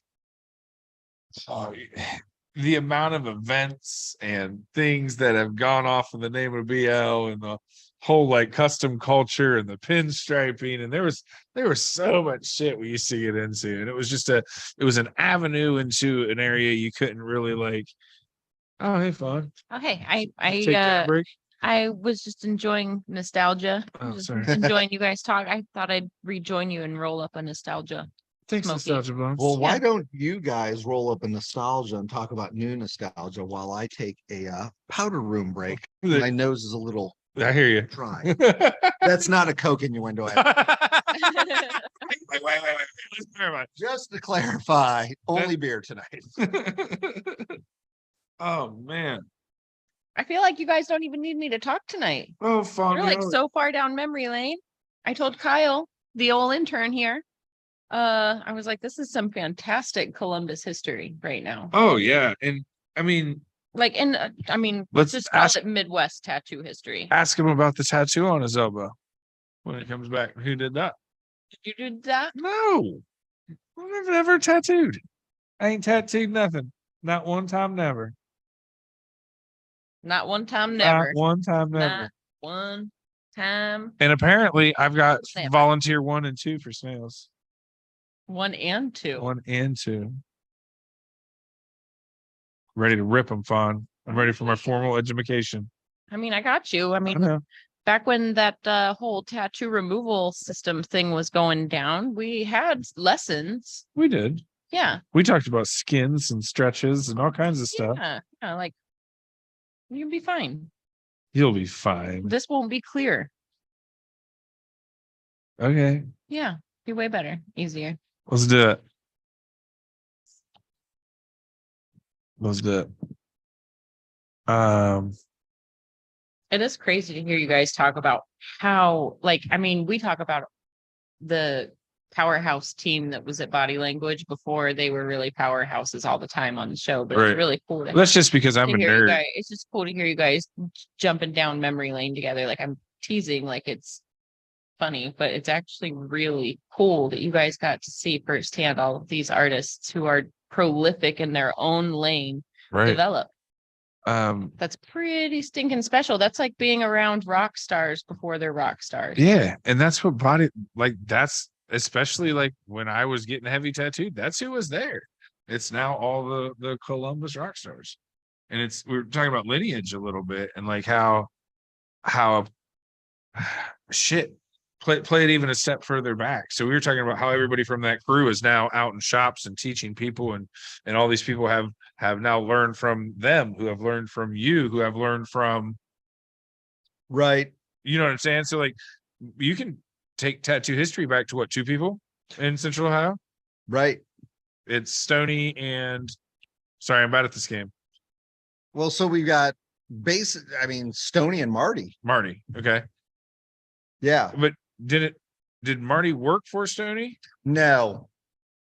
Oh, I remember- Marty learned from Stoney. Did he? Marty learned from Stoney? Yeah.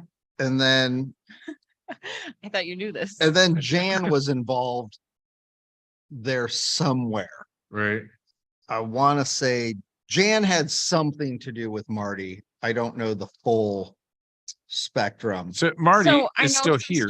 stories, and some of these stories would be stories that we probably wouldn't share. Right. Yeah. But that's, yeah. Jan passed away recently within the last handful of years Yep. too, right? Yeah. And he had that little shop On Broad Street, on Broad right? Street, Forever. right next to AD Farrow's. Nice. So like all these people can be traced back to a handful of people. And so it's weird to think that how do I say this? You influenced a lot of fucking people. You grew some hitters, man. Which is weird Like, because I'm not like a fabulous tattooer. But you created the environment. Right. you created You business built the people. team. Yeah, it's weird. Like, It's kind of crazy. it's So I kind of fucking awesome. I got Frank, who is Joey's good buddy from a long time, and Joey basically apprenticed him and brought him up. And Frank works at Body Language, and so he calls me Tatty Pappy Tatty Pappy. because I'm his tattoo grandfather. Tatty And Pappy. so Joey has a text thread, and it's called The Torch. And so it's me, and then it's Joey, and then it's the handful of people he's apprenticed. And then even one of them now is apprenticing their wife. So it's kind of weird that I'm at this point now, I'm like a tattoo great grandfather. Yeah. And I'm like, that's fucking weird. Like, I don't even know how to digest that. Think about just that same core group of people we just talked about. Think of how many of them have had apprentices since then. Right. Look at Greystone. Yeah, I Mika. didn't even think about that. Your Mika Eversol's tattoo pappy. Right. I'd take you in there and be like, say hi to your grandpa from Tattoo World.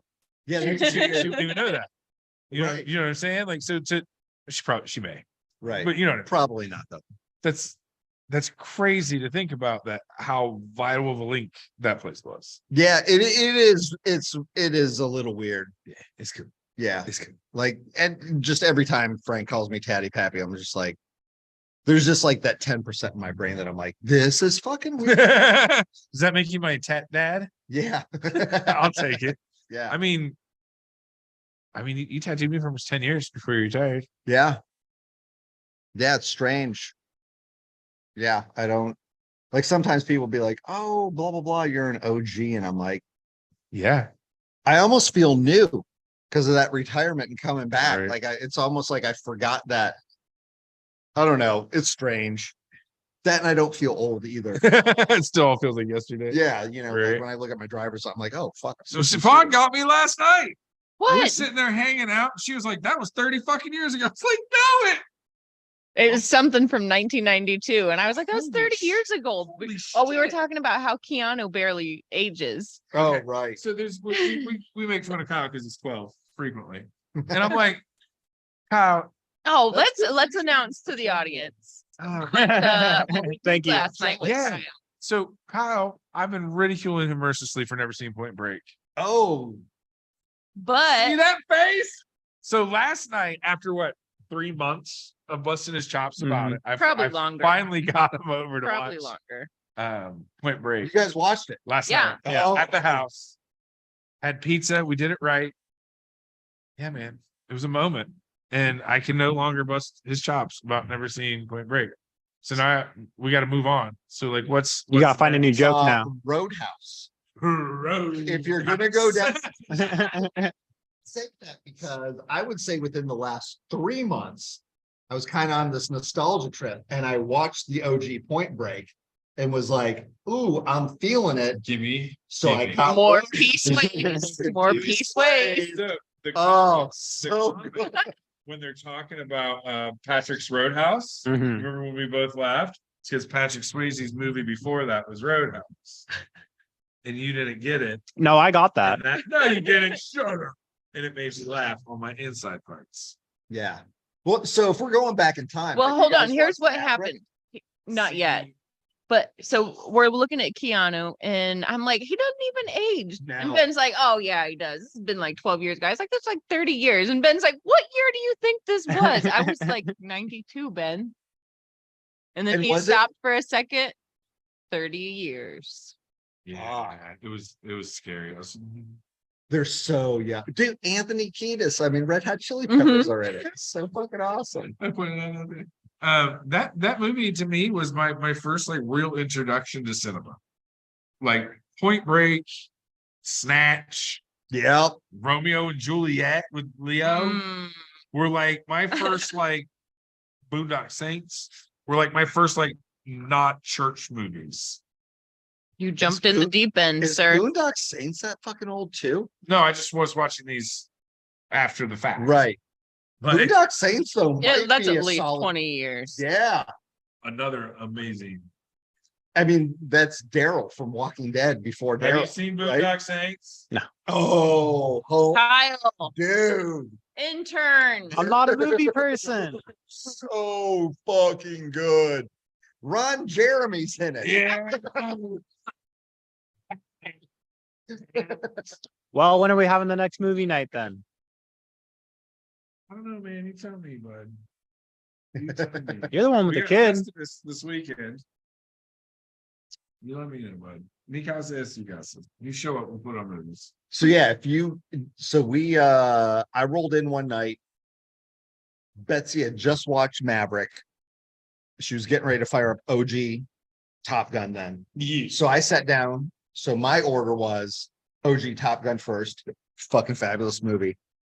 And then we refired up Maverick. Right. She watched the second time. It was my first. Dude, if you haven't watched Maverick, fucking and Top Gun is awesome. Right. It blows Top Gun off the shelf. Huh. It is amazing. You're welcome, All right. Tom. You're welcome, Tom. You owe me one, kid. Send my royalty checks. Yeah, it's Point Break was always my like. Did you see the redo? No, I will not disrespect my eyeballs with the dirt bike riding bullshit. All right. So I So I watched part of that with my sister, and she was watching it not even knowing that there was a previous Point Break. You know, she's young like Kyle as well. She's not that young. She's not that young. it's not She can bad. buy fucking beer and cigarettes. It's a little on the cheesy side, but they kept the essence of it. I don't believe you. Yeah.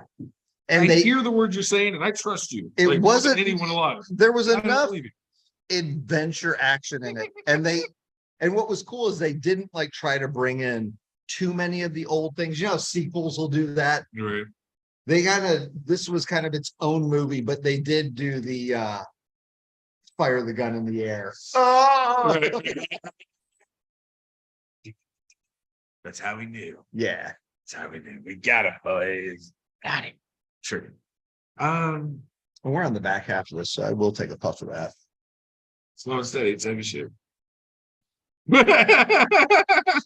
Wes smokes twice a year. I'm the go home pour bourbon. So my weed smoking goes like there's science to it. I got it mapped out. I get home at about 8:30. Pour a bourbon and a beer. Sit down, watch a little TV. About 9:30 comes around. I pour my second bourbon. 10 o'clock, head out to the garage, hit the one hitter a couple times. And then I melt into the fucking.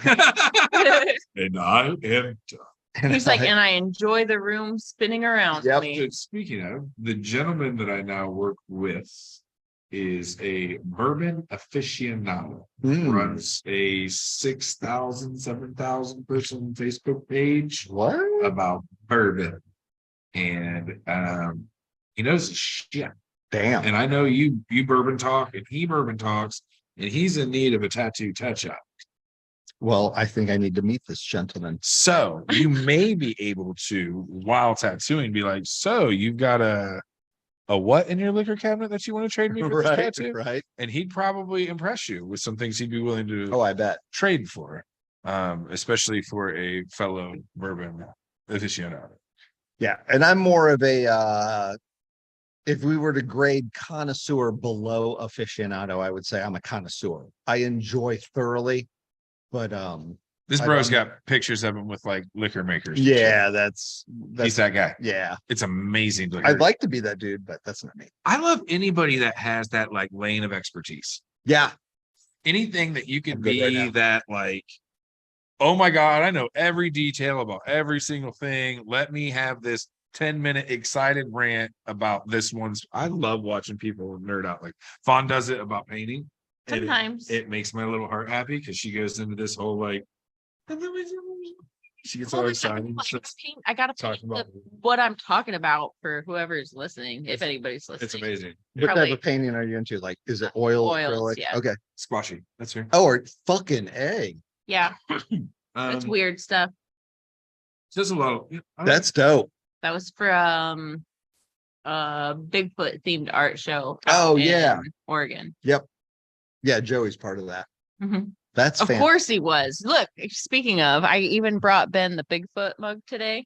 Hey, Kyle, you suck at changing cameras. Thanks, bud. Boom. I love you. I love you. Yes, Bigfoot. Ben's a little hard on Kyle sometimes. You get nothing but love and support from me. I welcomed you into my home and showed you Point Break. How much do I need to be? That's pretty deep, right? Like, that's as deep as it gets. You know, I've known people for years that still never. The question is, have you shown him your nutsack tattoo? No. All right, so you're not fully in yet, Kyle. Positive. I'm all right with that. I'm Not a cool with thing. that. I'm cool with that. though. I'm cool with that. No, that's not one thing that gets brought up too often. All right. Having half the ballroom at House City chant Ben, show us your nuts for a couple minutes and didn't get the job done.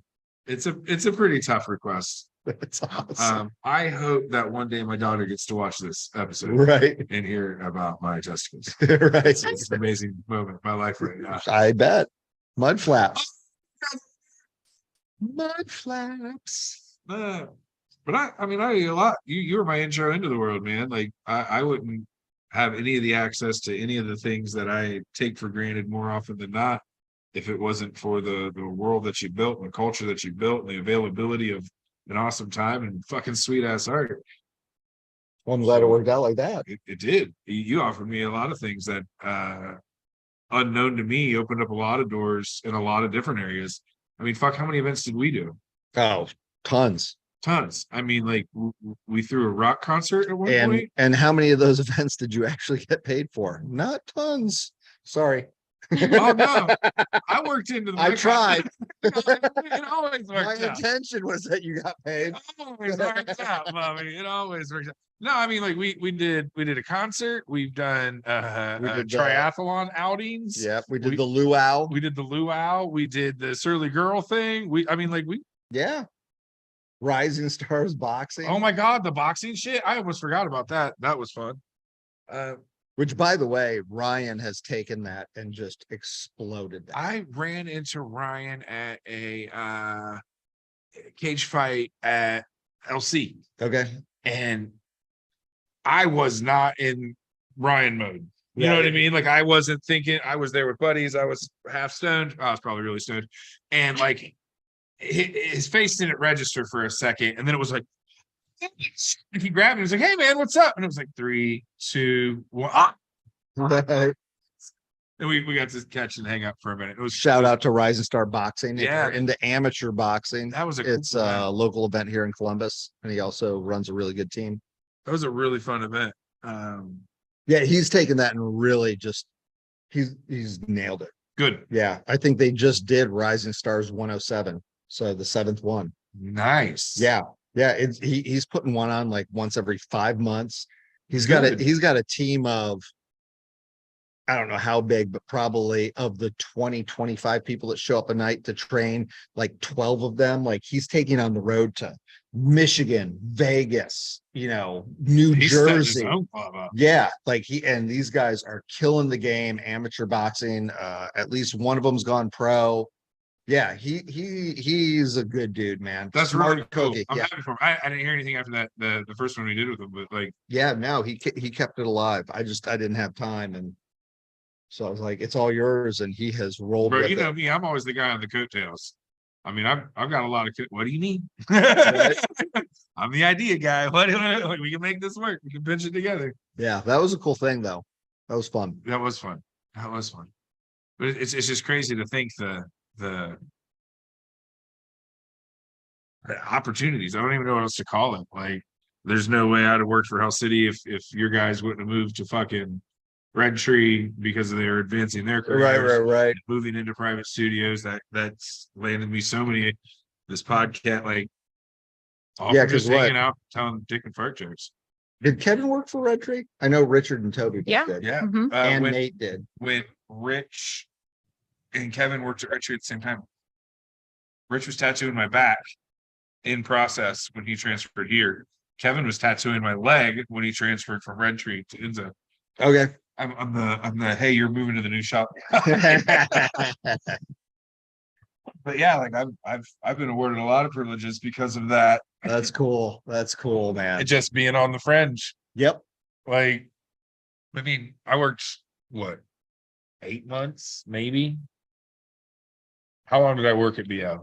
Yeah, probably 8 months or so. Ish. Yeah. Like I'm guesstimating, but other than that, that's been like my only industry job. You know? But that was like formally. I mean, Mhm. you were definitely the fuck, we're busy. And you're like, I know how to work a register. Oh yeah, Fucking pop out there and fucking bail us out for 30 minutes. that or was whatever. different. Yeah. That was just being a hanger on. That was part of your duty. Yeah. You want to be that involved in the fun. You help when it's busy. Like was- that's just part of it. it was greatly appreciated. No, I mean it's just weird to think that just being around that environment is afforded me a lot of fun shit in my life. Joey always posts, tattooing is as fun as you want it to be. Right. And I think that's the Been truest state. It's been lost, and B, it's the truest statement you can fucking say. Like, at the end of the day, work is work. We've got our fucking grind to do, but in all reality, No matter what job we have, it's going to break our body down. Yeah. But isn't it nice to like actually do something we love and feel Yeah. good about at the end of the day? And exactly. and then also we get to make somebody else feel better at the end of the day, Yeah, you know? like we get to do cool shit. Like Mhm. I always find it funny when like there's that tattooer who seems to always have the quote unquote, bad clients, and I'm like, kind of always go back to the saying of, if everywhere you go it smells like body odor, maybe it's you who fucking stinks. Yeah. Because I tell you what, I get 1 out of 500 clients where I'm like, oh, that person was a little bit hard to deal with. Mhm. 499 of them, I'm like, this is the coolest fucking person on the planet. Like, I love hanging out with them. Mhm. And give me 2 more appointments with the one who was a little difficult, And we'll be besties. and we're gonna be besties. Yeah. Because we're gonna fucking Well, you turn mean, it on. it's just like being in the relationship with the chick that's had the same problem with the guy in every relationship she's ever had, and now it's your fault. Right. Yeah, same gig. Yeah. It's like, same gig. dude, our job's pretty Come on. fucking dope. Suck it up. I mean, I just wanted to hang around. Right. Like it was just fun to be there. Like, Well, and grumpy tattooers hear that. There's people who just want to hang around us Mhm. because it's so fun, let Mhm. alone be tattooers. Like, that's how awesome our fucking job is. That somebody's like, It kind of Can- goes back to like we are in it every day. We can forget. It's almost like we can overlook how cool it is. I'll never work at a titty bar. You know what? You will not ruin them for me, goddamn. I did not see that. I mean, I went on a fucking little rant about this at work the other day that I won't go into here because it was a little more blue than I care for the show to be. But it's the same thing. You work at a pizza shop, you don't eat pizza. Yep. You work at Subway, you fucking hate subs at some point in your life. So you get disdain. I used to be a chef. You used to be a chef. You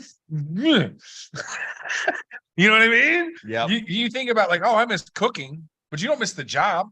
Right. You miss the people, but you don't miss the work Right. because it was thankless. And a lot of people go into that grind every day, just beating their head up against the wall. It's a privilege to make people feel comfortable in their own skin. I think that's the other thing too. Right. I have Yeah, it is. reference. Like, I have worked 100-hour weeks in the restaurant industry. Mhm. Ups. on salary. Yeah. If I'm Yeah, I'm me too. working 40 or 50 or 60 or 70 or 100 hours a week, I'd rather be doing it. Something I love. We Like, did that driving through the neighborhood the other night. Fawn and I were taking a detour through a pretty posh neighborhood, and she was like, I can just feel the stress of the people that live in these houses. yeah, like when when you look over and it's like, oh yeah, that's a $600,000 house all day long. I The just like garages were feel the 600K. ulcers by being there. Like I feel all of their stress and anxiety and like, oh Yeah, I was would like, agree. I'm gonna stick with my tiny house. I have recently made some very big Like my vehicle's changes paid off. in my life to keep in that I'd rather be happy than shoveling through shit every day to make it work. And no matter what, everything next is a step. Everything next is another stepping stone to the next thing that makes you for the next thing. And even going through your triathlete stuff probably has some positive effect on how and why you tattoo now. Yeah. Now your appreciation is back for it. If you wouldn't have taken that break and went straight back in after being an owner, you probably would go back in the same mistake. Yep. It grew you a time to appreciate and remember and love what. Well, and I had it confused. It wasn't until I came back and then the love like re-blossomed. Was I like, oh, I wasn't burned out of tattooing. I was burned out of owning a tattoo shop. Being a boss. And I don't think I actually ever really got to appreciate and love the art of tattooing the way I do now, because I always had the responsibility of being a shop owner, and at least the way my brain operated, that always was in the forefront. Mhm. That now I actually get to just enjoy tattooing for what it is, which is cool because I'm a way better tattooer now than I ever was, because it's all I can focus on, or all I have to focus on. But yeah, it's like this weird reappreciation and kind of just a view through a different lens Right. now. And I'm Mhm. like, the hindsight's 2020 thing. And I'm like, man, I love tattooing back in the day when I could only focus on it 30% of the time. Now that I get to focus on it 100% of the time, I'm like, this is the best fucking job in the world. I remember getting tattooed and almost to a point of being like another person. And you're like, dude, I'm sorry. Like I gotta, but it was part of the gig. Yep. Like it was part of the gig. Like you knew that during your tattoo session, you're gonna have to answer 15 questions. Right. It was part of it. That's why our sessions were longer. Yep. That's why we hung out so fucking much. That's why it was easier. Like it just was part of it. Yep. So I don't know. No, I it's think nice really to cool. I love watching your stuff come across social media. I love keeping appreciate up, that. following, and it's amazing. Obviously, as soon as you were like, I'm tattooing, I was like, let's do some shit. Yeah, I was stoked. Dude, I love my fucking Reapers, my little hiking Reapers, and they were perfect for what you were trying to do Yeah. at the time, and they fit what I was trying to do, and we did a little dagger and some other stuff. Yep. Like, I love them, Appreciate the guinea pig skin. but it wasn't even guinea pig skin. I love them for every like, mark of them. Oh, okay. Are you ready? No, This it's shake will go away in a couple lines. that's smooth out. They're fucking great. Hey, the lines heal out, Bubby. We're good. They line themselves up after years. So. Just kidding. Good strategy. I'm Good just strategy. kidding. No, man, we've always had that. Fuck, you were in my wedding. Like, Yeah. that's insane to me to think about. Yeah, I know. Shit, you were at my bachelor party. I was. Dueling Benjos. Bro, so they had the other Ben, the person he keeps mentioning, is bigger than I am in a solid shit brick house. I said that wrong, but you know what I mean? 6'5" Adonis. Adonis. Okay. Dude, Adonis. like Adonis. we are dual tubing, right? And we're both out on these ropes and we're like kind of bing to bing to bing ding. I jumped off my tube and full man tackled him, and he just went, you think? Like he barely budged and was like, "Oh, I'll react."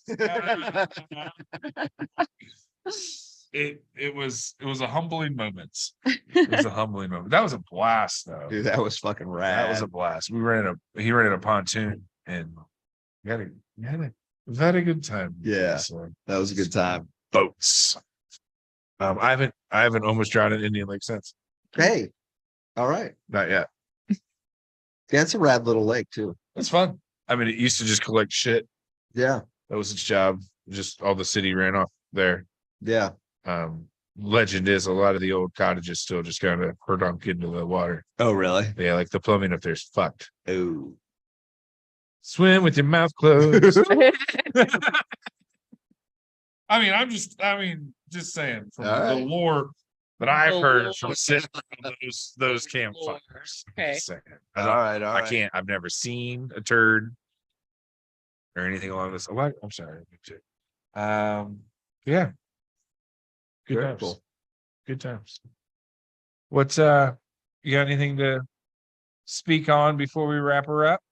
Man, I did have a whole list of things. Do you want to jump down a whole nother rabbit hole? It's your show. Hit me. What's that? So one of the things that was kind of is I was like, going through things, discussing like scheduling strategies for the new year with the manager and things like that. We're talking about like how inconvenient it must be for like old tattoos and like keeping everything matching and like having to rework the blacks and things like that. And I was like, you know what? That's one of the convenient things. Like I've always used the same black my whole career because it's consistent and I can work into it, whether it's 6 months old or 6 years old or 10 years old. And it all looks the same after Right. 6 months. Like I have that confidence in my black, but not everybody uses the same black all the time.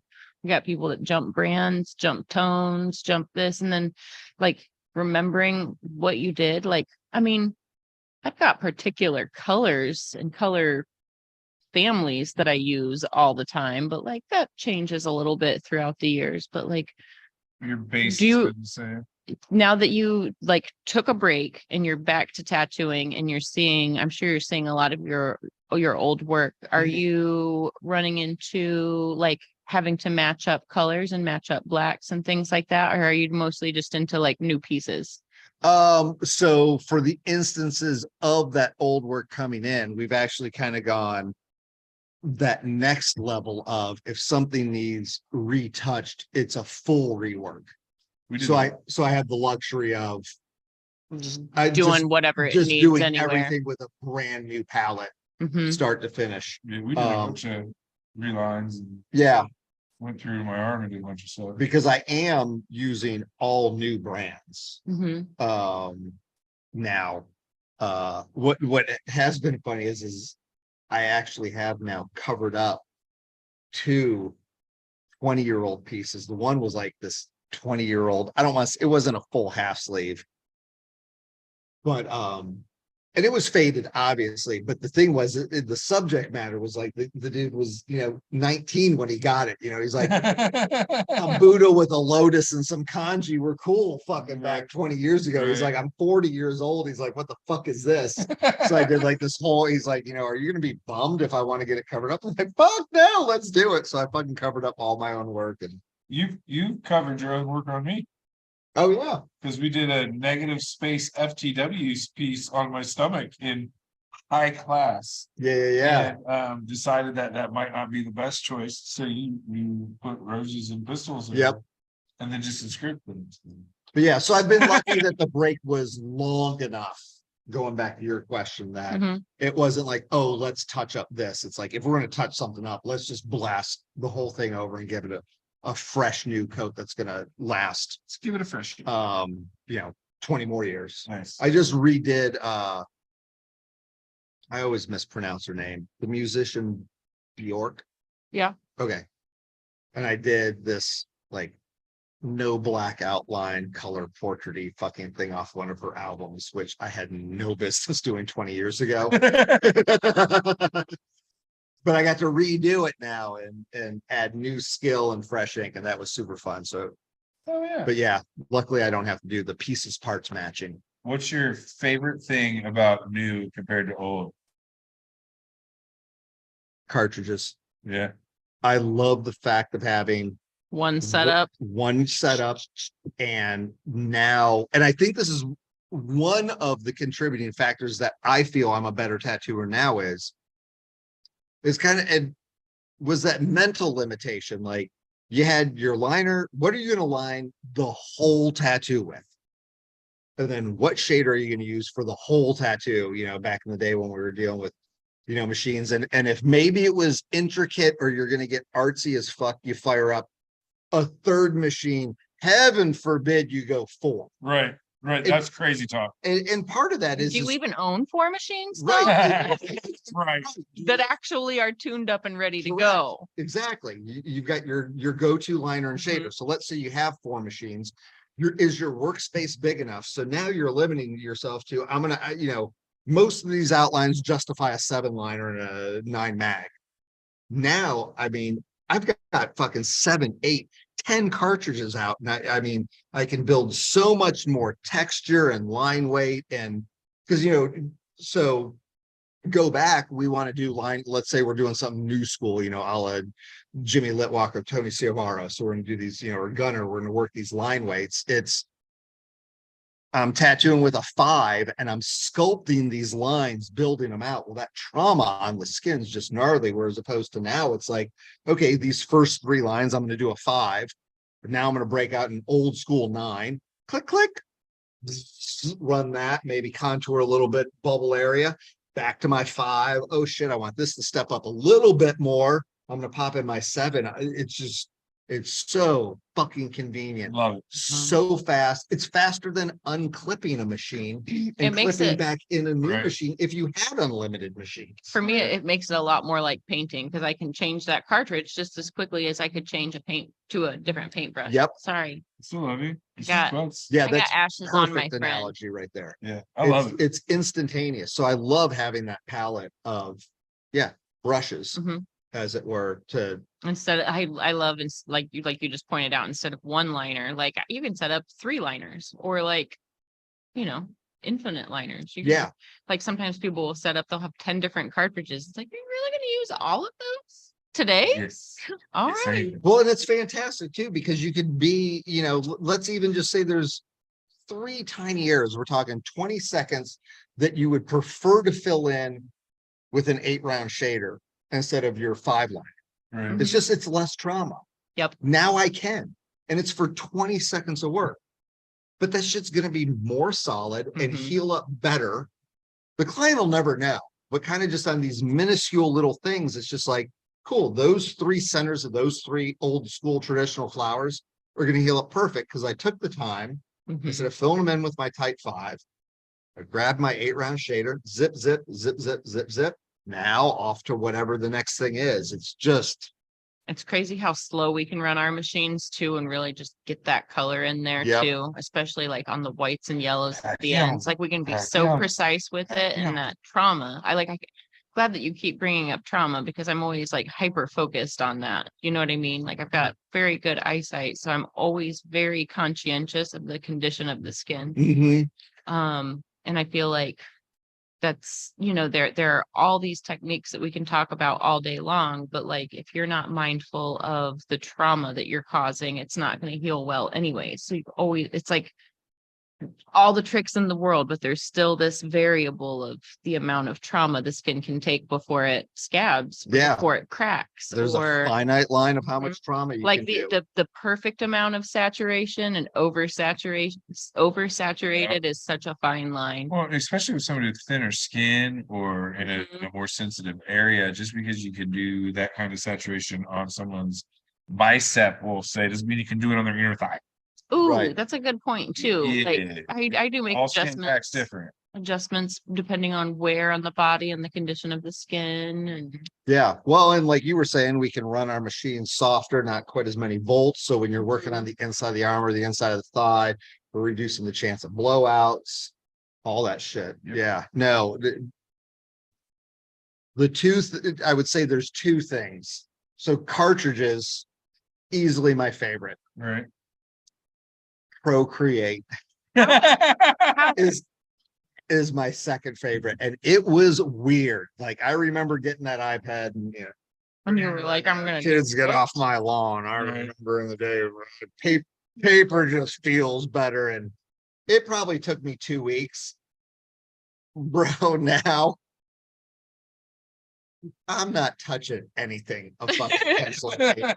I wouldn't even like my brain would just be like, but why? But Like there's zero. I fucking love Procreate. It is amazing. And just matter of fact, it happened today.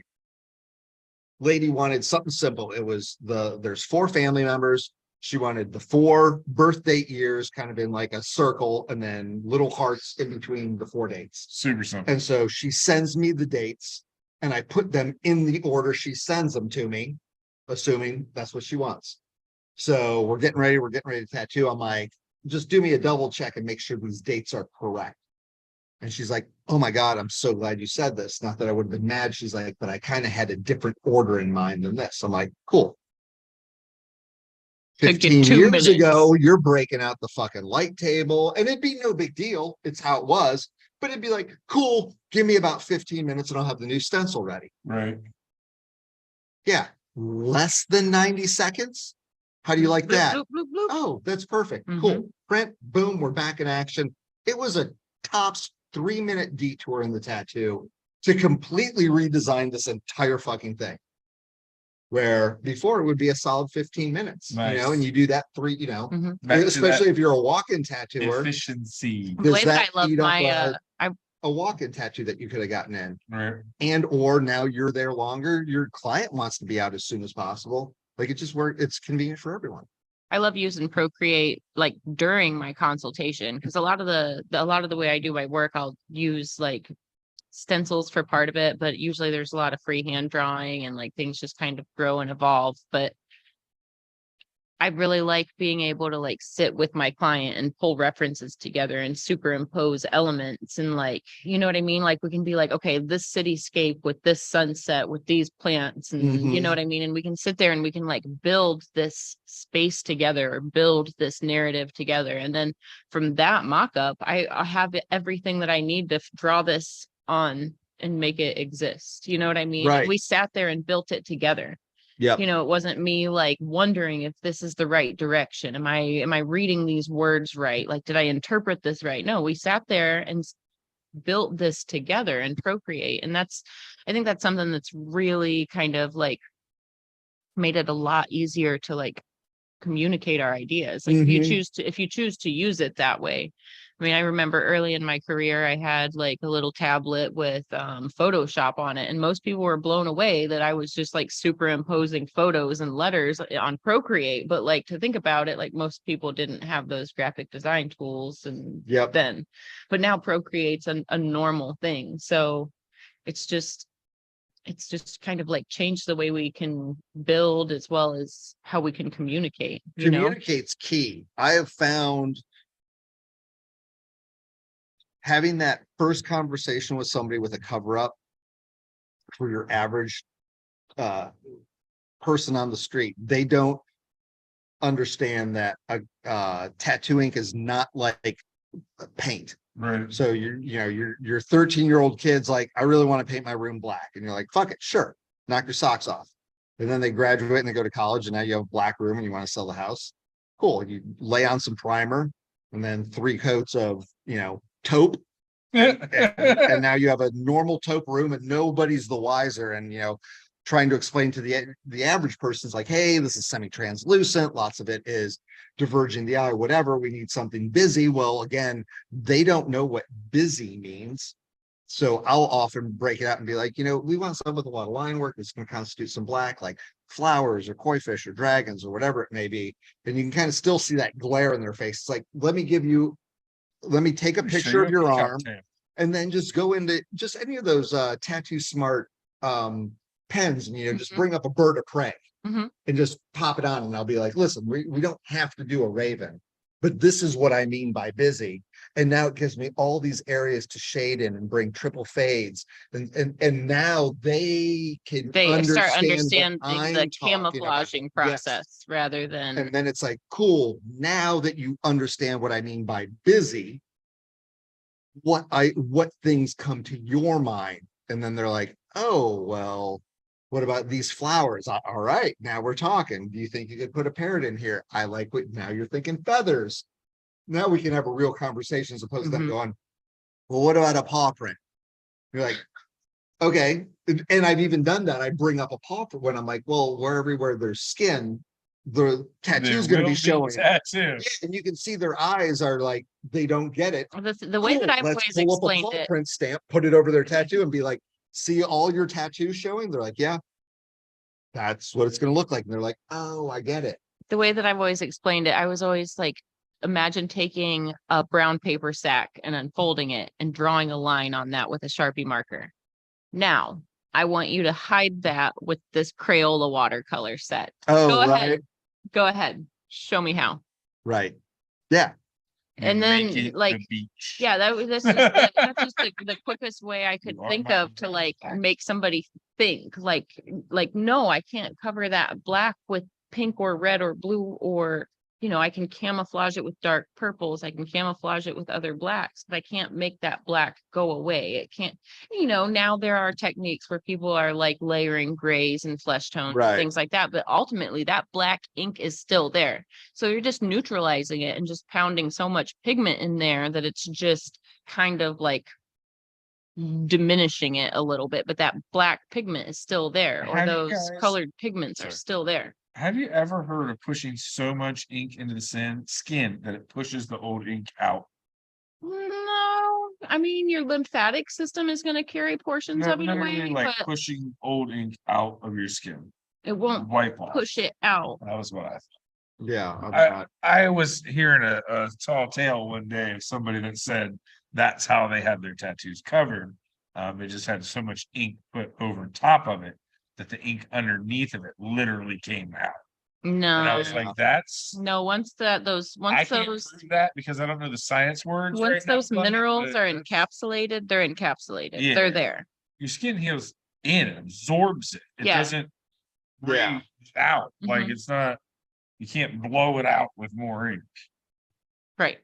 Start cleaning your carpet with a air It's gap. not like a layer. It's not like a film and it's floating underneath. It's actually like It just made my brain encapsulated hurt, in. and I needed somebody else to go. Yeah, Ben, that's how it works. Those times where if I heard that conversation, I would think to myself, choose your battles, Fawn. And I would just keep going. Well, this is somebody that's Keep walking. engaging the conversation with me, so I didn't really have much choice other to be like, Uh-huh. "Oh, I've never heard of that. I'm sure that's cool. Sure, that's cool." Yeah. Unfortunately, it's not. It's- Now, and it- mind you, I have done things like, let's say we're covering a large area of black. I might go through and I might tuck some purple in there, I might camouflage things, and I might come over that with some hot pink and cotton candy pink and some bright white highlights and maybe even some little kisses of blue. But what I know is going to happen is that black and that pink is going to mix together and it's going to heal and give me this lavender that I'm trying to achieve. It's like I'm playing with the black. I'm using it to accentuate the color that's going to heal. Is it going to be a bright pink? No. But can I achieve a pretty lavender? Yeah. silky. You know, so like knowing and understanding how, like after doing so many cover-ups, you start to understand how the colors play with the black underneath, and you can either camouflage it away or you can incorporate it. Well, I mean, that's the base principle behind old school fucking whip shading. Right. Like you want to blend that color, start with black, fade that black out. Now blast that same red over top of all that shit. You got a nice dark to light red fade. Yep. Yeah, and what's funny too on cover-ups is lots of times I'll find myself looking at a tattoo. Let's say it's like 90s tribal. The best. Yeah. And you're like, whew.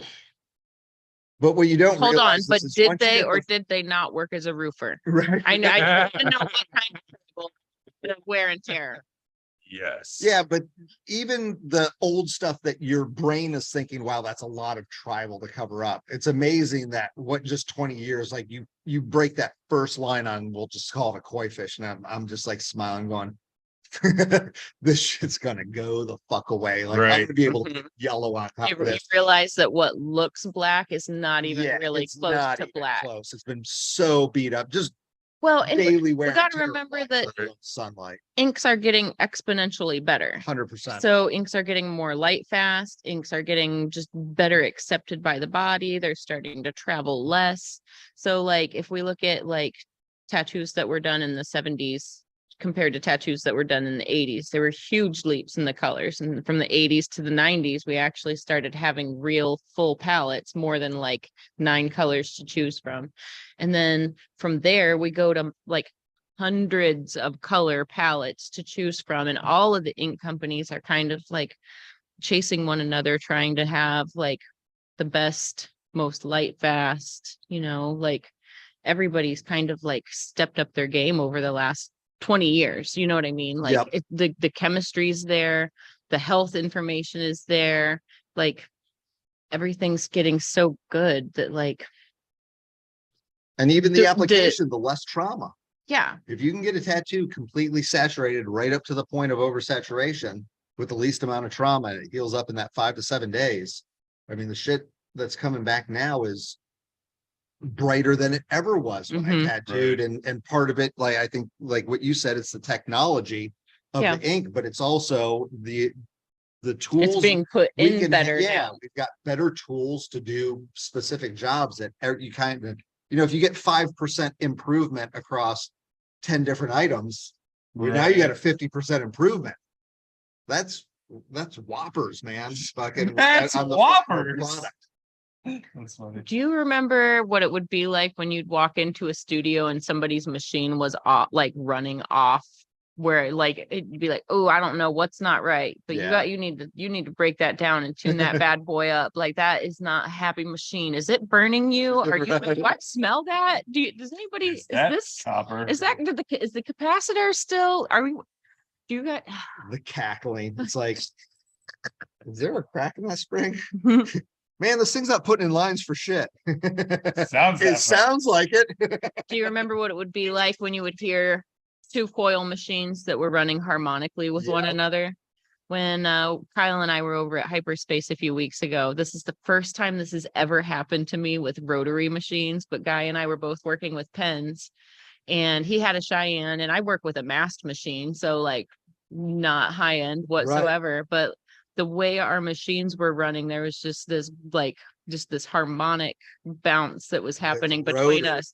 I was like, Kyle, come here, listen to this. And Guy was like, huh, and goes back to working. But it was like the whole rest of the night, our machines were just like completely in tune with one another. And it was a really weird experience. I've That's never had that weird. happen with, like, I used to have it, my buddy Frazier, when he worked with me, I worked with Brian Adams machines and he was working with Don Coling machines, and just being that they're like old school iron machines, like Yeah. it just sounded great together. Yep. You know what I mean? They just, like when we were both working at the same time, it was like the two rooms just kind of like charged each other. Right. And that's the first time I've ever experienced that with a coil machine though. But I don't know if it's because we were working so close together, or we were both just like noodling away at little details, that we were just running our machines at the same speed. But it was a pretty cool thing to like, That's awesome. come check this out, intern. Right. I mean, walking into old shops, it was loud. Remember when you'd Like- hear the yang yang yang yang yang yang yang yang Going to conventions, people there's crying at the same time. 30 traditional Is that tattooers. sweat or tears? Yes. Oh, I will never forget. There was this particular young lady that came in, was getting tattooed by Davey one night, and I had already been back to their room once, like, hey, I understand this is unpleasant, but like you can't scream. Right. Like there's other people getting tattooed. You're kind of blowing their day too. We understand. It sucks. We get it. But like the full on, like, I've got to stop. And David looks at me like, Right. thank you. So she's trying to contain it and just can't. And I like, they're fortunate that they had the privilege of having their tattoo finished that evening. Right. Into the straw. David was like, we'll just finish it. And I was like, all right, Bobby. But this is the third time I've told you not to scream. Right. And I'm, me, dude, I'm patient as shit. Yeah. And it was like, I will remove your larynx. Right. Decide to make that noise one more time. Yeah. It was brutal. And it's like, how do you politely have that conversation with somebody? Other than being like, I see this, right? Shh. I had It's been a while since I've had somebody that was that dramatic. I feel like I had one really? about 9 months ago. It was a tattoo on a hand, like a name. And like the script had some flares coming off that, like tiny little flares, kind of, like big knees type of shit. And so I'm tattooing her and she's screaming at the top of her lungs in my ear. And I'm like, hey man, like more than just like No, it's like, Jesus fucking Christ. Oh my. And I'm like, all right. Doing it. And then it's like, hey, like, seriously, like, I'm trying to focus here. Like, if I get it, it hurts, but like, we can get through this. Give me 10 more minutes. And just, it was just one of those nonstop. And so we get through it. She leaves to the tune. Everybody in the shop's like, bro, you are the fucking bad customer whisperer because you kept your shit together so fucking good. And I was like, I just made it happen. This chick comes in 2 hours later and wants a touch up because she thinks I went out of the lines on these little flares. She's like, yo, you fucked this up, blah, blah, blah. What are these things? I'm like, you were yelling in my fucking ear for fucking 20 fucking minutes. And those aren't mistakes. Those are little fucking wisps off the fucking thing. Oh, gee, let it heal and we'll talk. I'm just like, You have I already. go to the stent, like, ah. Don't you love how it's always the little stuff where you're like, oh yeah, we'll get this done, no problem. And then it'll be this little thing that should have taken 15 minutes, 20 minutes, a half hour, whatever. The little thing that you're like, yeah, I'll get it in, no problem. It's the worst, the nightmare. I call them squeaky wheels. Okay. That's Yep. that's what I call those clients. And it's just, it encompasses any kind of difficulty. Sometimes people message too much, sometimes, whatever. The Right. squeaky wheel, like sometimes it's whatever it is. I was just so pissed because I like kind of went the extra mile on this lettering and she didn't realize it and she thought it was a mistake. And I'm just like, had it Right. been a mistake, it would have been because you were screaming in my ear. It was just the irony of this that everybody was like, Right. dude, you're the master. And then she's like, you fucked this up. And I'm like, no, I didn't. Trust me, I fucked welcome. up plenty of tattoos. This You're is- welcome. This Just is not on the list. Just ask Benny T. Look at his 3 limbs. They're terrible. Oh, I love my tattoos. Don't downplay them. But I mean, I've got some pretty OG West pieces. Like, I've got some big work from you early. Yeah. Oh, yeah. I mean, I remember we did, my ribs were like, we did little baby chest piece, little tiny thing on my leg, and then I was like, I want you to tattoo my ribs, and you're like, all of them. Like literally, that's how the conversation goes. All of it? I was like, sure. And hip to hip we went. Yeah. I remember running away from that needle.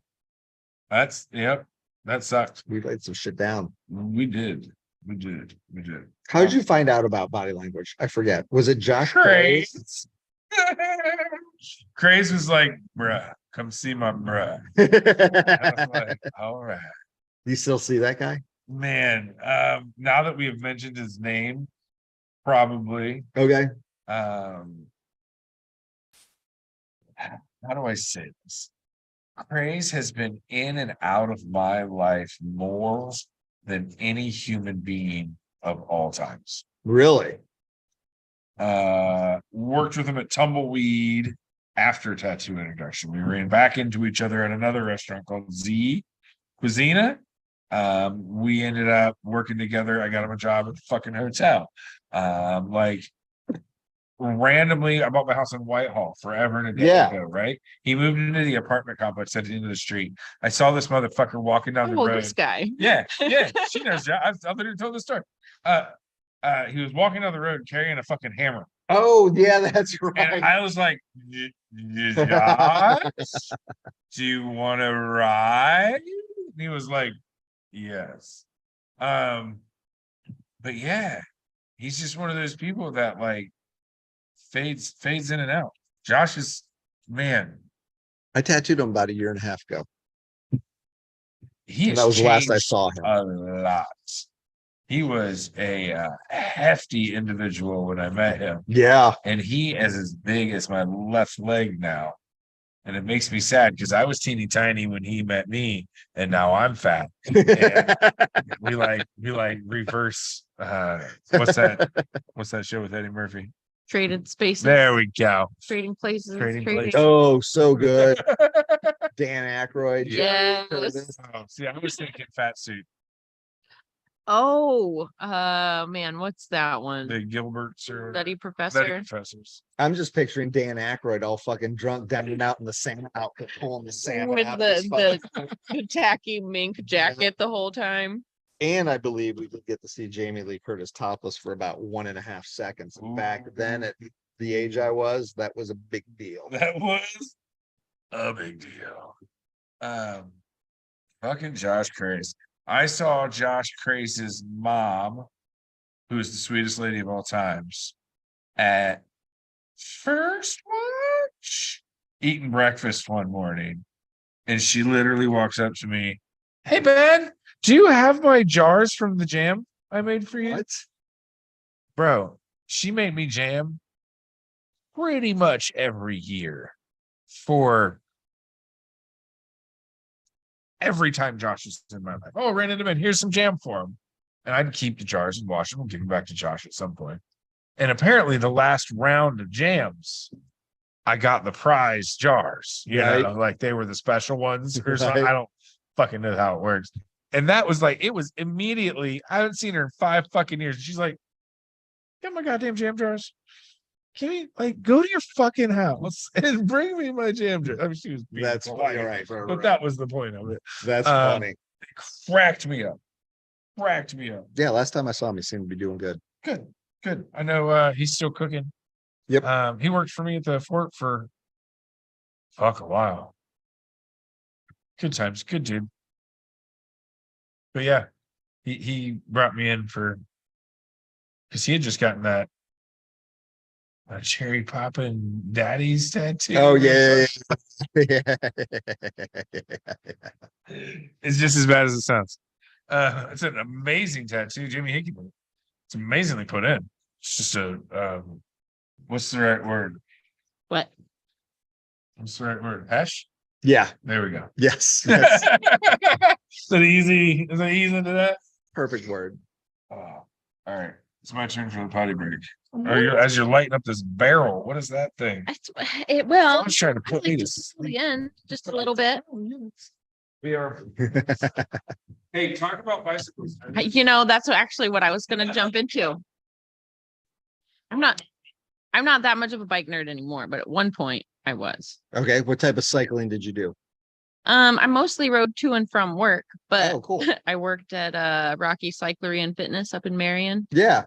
You know, so I basically did everything but the hydraulic brakes. We had, I don't know, the hydraulics intimidated me, so Right. Mark would come in and calibrate those. But So did you ride like a commuter bike, a road bike, mountain so bike? I have a road bike, and then I have a 7.6 FX. So I don't know if I ever wanted to get into like legitimate stuff, I could. Right. What type of road bike? What brand? Trek. Oh, cool. It's like the frame is 1,000, but it's like built up Yep. from there. So like Very cool. it's got like nicer wheels and you know Yeah. all the upgrades that you do over time. Have you paid attention to the new bikes recently?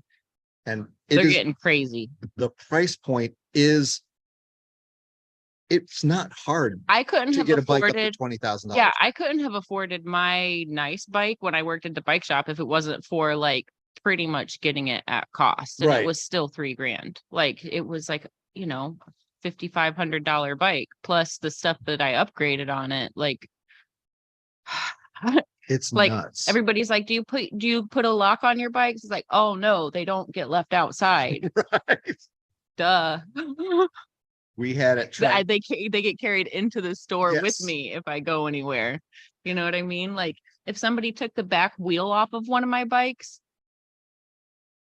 it'd be well over $1,000 for a new set of wheels right now. know. Like not nice. If I wanted like bladed spokes, well over 1,000. Just throw another 300 on there for the tires. Yep.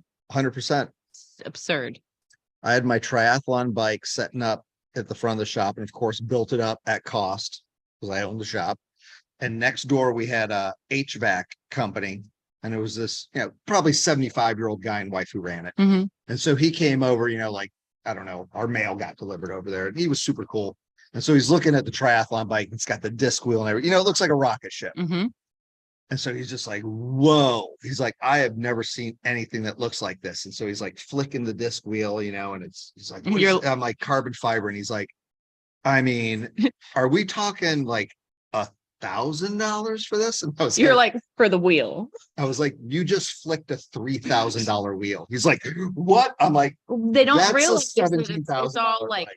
hand wrapped Yeah. at that point. When you're getting into those higher end frames, like, I mean, you can just buy a time trial bike, and some people do, but most of the time it's like a project one, and Yep. it's built for you. Like, Yeah.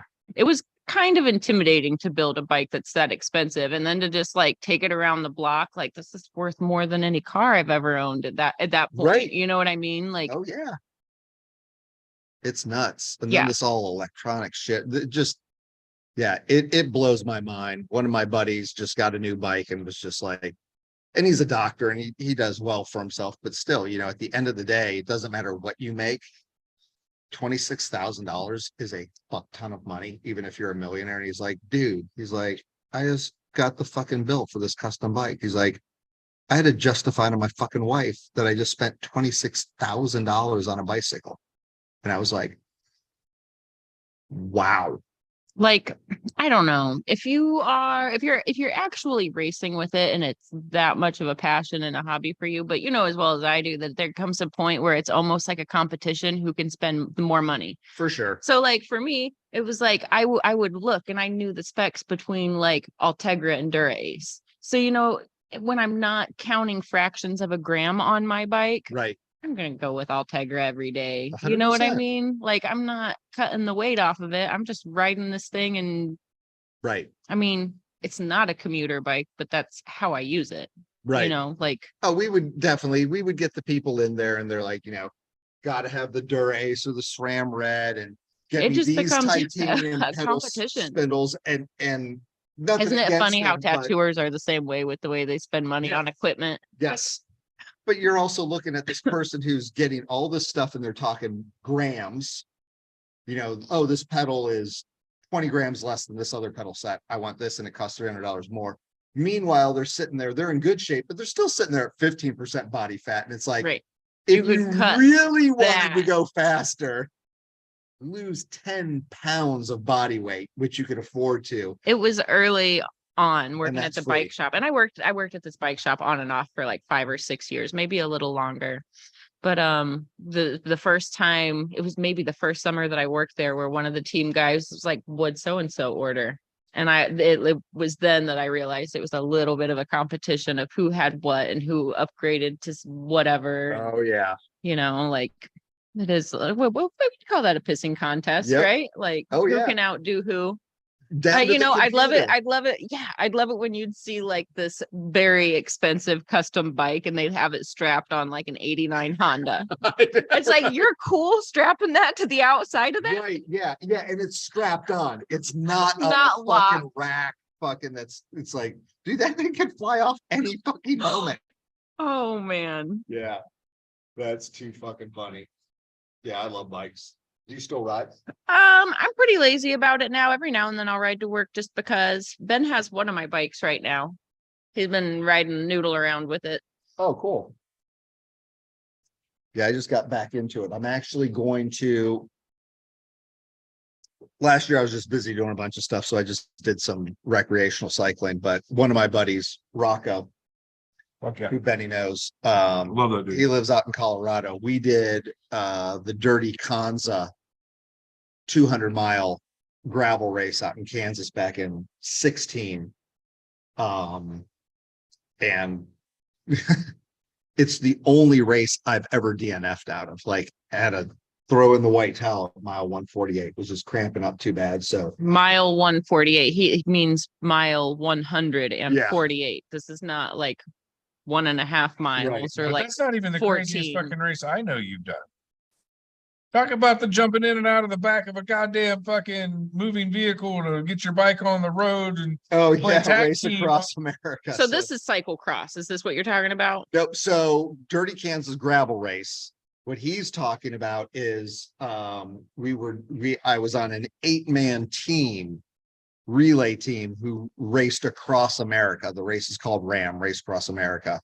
And you race you go nonstop 24 hours a day. We start in Oceanside, California, and you finish in Annapolis, Maryland. And we did that as an 8-man team in like 6 days and 14 hours. On a bicycle. on a bicycle. Yeah. So Could you imagine day 4 of that? I'd have just puked the whole time. yeah, it was I don't want to have man teams. So that does make a huge difference. There are 8-man every teams. day. Yeah. How many hundreds of miles do you ride every day? There's 4-man teams, there's 2-man teams, and then there's the fucking wackos. Solo, No way. 3,200 miles, you, yourself, and you. No So way. let me With a ask you support this. team. Yeah. But even still, no way. Yeah, no, And they're motherfuckers do it oh yeah. and finish. Not They're- attempt, not try, not. There's the winners, like the elites, do it in about 8 days. 8 of us did it in 6.5 days. So when you say 8 of you did it in 6.5 days, does that mean that some of you are resting in the van, riding ahead? So Okay. the way it was set up is you had a partner. So let's say Yeah, there's yeah. Explain the relay system. there's 8 of us. Ben and I are a team. So then there's going to be another van that's where we know Ben and I are going to ride for like, we'll just say 4 hours. So we kind of guesstimate how many miles that is. So then, you and Kyle are team number 2. You're in a van with your bikes and you're kind of staged at that next area and you're just chilling out. And then there's an RV trying to get up farther up the road. And those people are actually trying to sleep. And Okay. then for the next 4 hours, Ben and I will do 30-minute turns. I'll ride on the road for 30 minutes. The van, depending on if it's daylight, you can leapfrog me because I'm safe because it's daylight. But then once a half an hour before sunset until a half an hour after sunset, the van actually has to stay right behind you to Mhm. protect you. And it has all these The blinking lights, lights and so yeah. cyclists in front of this van. And so ultimately it's Ben rides 30 minutes, then I ride 30 minutes. Ben rides 30 minutes, then I ride 30 minutes. So we kind of do this for 4 hours and then, we're in communication, realize, okay, cool, Fawn and Kyle are in 8 miles. You guys get ready. Somebody's going to be on the bike. And then as soon as I whiz by you, it's you pull out and you go and your van follows you. Is 30 minutes just what you're using for an example, or does that strategy change? That's the strategy that we use. And that was just strategy that we found out from previous teams seemed to work the best so you're because you you're don't. not overexerting and Exactly. you have enough time to recover. Yep. And so it seems like it's a lot of Because I moving was thinking parts, I would but it worked out well. it seems like an hour wouldn't be that long, but when you're doing it with that little rest in between, a half hour does seem like more comfortable. And Yeah. like Yeah. So you can hydrate in between. Yeah, And exactly. Yeah, so you don't really have to bring nutrition on the bike or deal with Crazy. any of that. You just know you're going to get that all in the van. And it was cool. Like, yeah, so it was a super fun time, but then you're doing these 4-hour blocks. And so, at one point, maybe your first 4-hour session is in the morning, and then the next one's going to be mid-afternoon. And then the next one's, you're kind of running from 11 PM to 3 a.m. So it was cool seeing just, the United States at different times of the day. I got this. I was set up. I've seen the Grand Canyon at night. Like I was in Utah in the morning as the sun rose over the mountains. And that was crazy. Like I'm riding in pitch black. And I just remember, as I'm riding, the next turn or whatever it was, it's like there's this real little thin red outline over the horizon of like the mountains. And then the sun just starts coming up. And by the time we were done, the sun's just like blazing at you. And it was like just a couple hours ago, I'm literally riding using the lights of the truck to show me where to fucking go because I'm in the middle when of it's nowhere. black out there, it is black. black. Yeah. It's different. It's so different out west. And I got the summit. Don't you agree? The Wolf Creek Pass was our highest point. It was in the Rockies. It was at like 12,500 feet. So I you was got on the- super thin air. Yep. And I got to summit that thing at like 1 a.m, full fucking moon shooting. Right. It was like, I don't know. Super high from oxygen deprivation the it's- whole and it was just time. really weird, like almost like a religious experience. Because exactly, you're totally fatigued, Yeah. you're bonking, Yeah. you're at 12,500 feet. I was training at sea level, so yeah, you're oxygen deprived. But I just remember making this turn, and there's like 2 pine trees, and there's just that full moon sitting there, and it was like 2 more fucking turns, and I was on the summit, got off my bike, hopped in the van, and my partner, who was a good descender, just bombed down this fucking thing like 50 miles an hour, and I was like, This is fucking nuts at like 2 a.m. on a Wednesday. And he's having the time of his life bombing a hill at 2 a.m. Yeah. Now, when you say good descender, there's actually skill and like 100%. I'm not a good descender. And most of that is between the ears. I'm nervous. And so if you're rigid and you're nervous, you're not going to be, matter of fact, descending such a rare skill, because you would think, so now I'm amateur, right? So of course it's like, okay, cool. Some people are a little more fearless than others, etc. I love watching the Tour de France. So we're talking literally the 200 most elite pro cyclists, kind of like an all-star game. Because the town I grew up in was super hilly. So this is one of my favorite things, is to just like go recklessly down super curvy roads. To have that skill and execute and then correctly. sprint up the next little hill. Yep. That takes a serious skill set. And you'll see like they talk about all the time in the Tour de France, where it's like they're plotting strategies, and it'll be like, all right, Wes has got 2 minutes on fun, blah, blah, blah. I'm telling you, if she's going to fucking get the yellow jersey on the stage, she's got to attack. And it's like, well, dude, her descent skills are fucking far superior than Wes's. I don't think she attacks on the hill up. I think she's going to try to hold on to him from the summit, and then she's going to expose his fucking weakness. And you'll see this, and it's like this cat and mouse chase. And here is a top pro cyclist. I feel like I'm going to need to get into cycling. I've already wrecked my face once. What are the odds I'm going to do it again? Right. Just like, it's like getting struck by lightning. Like, what are the odds the same thing's going to happen? If you go dancing in the rain with a fucking key in the air, I mean, you would never. Jesus. Well, it's funny you mentioned. So I'd say within the last year, I was reading this article. There's some famous plane wreck that happened decades ago, like a 747 or whatever. It crashed. Everyone died. Like 285 people died, except a 3-year-old girl. She lived. And so All the ghosts caught her. So I'm reading this article, and now she's an adult. And I think maybe she wrote a book or whatever. And so the interviewer is asking her, they're like, so like, do you ever fly on planes again? She's like, all the fucking time. And he's like, you're not afraid? She's like, do you know what the odds are of having a plane crash? I already lived through that motherfucker. The odds of me being in a second plane crash? The same thing? Impossible. I'm the safest person to fly with. Thank you. And I was like, Like, think about the trauma she went through, but that's her point of view. She's like, I'm fucking invincible in the air. It's the safest place I can be. I already had the concussion. Numbers would say. Cool. I already know how to fall on my face and keep rolling. There It's you cool. go. Like, Yes. it's all right. They say It's the so same. safe. They say the same in riding motorcycles. It's not if and when. It's not if, it's when. Right. So like, I'm very happy that my wins were small. Right. Like, Right. oh man, that was my bad. It happens. It's just it's part of accepting what you're doing. Been there, done that. Yeah. Once you eat shit, you know you So live yeah, through you're it. probably exactly right, Fawn. Fucking descend like a beast. And just know if we're ever racing, you Check know my where to chin. get me.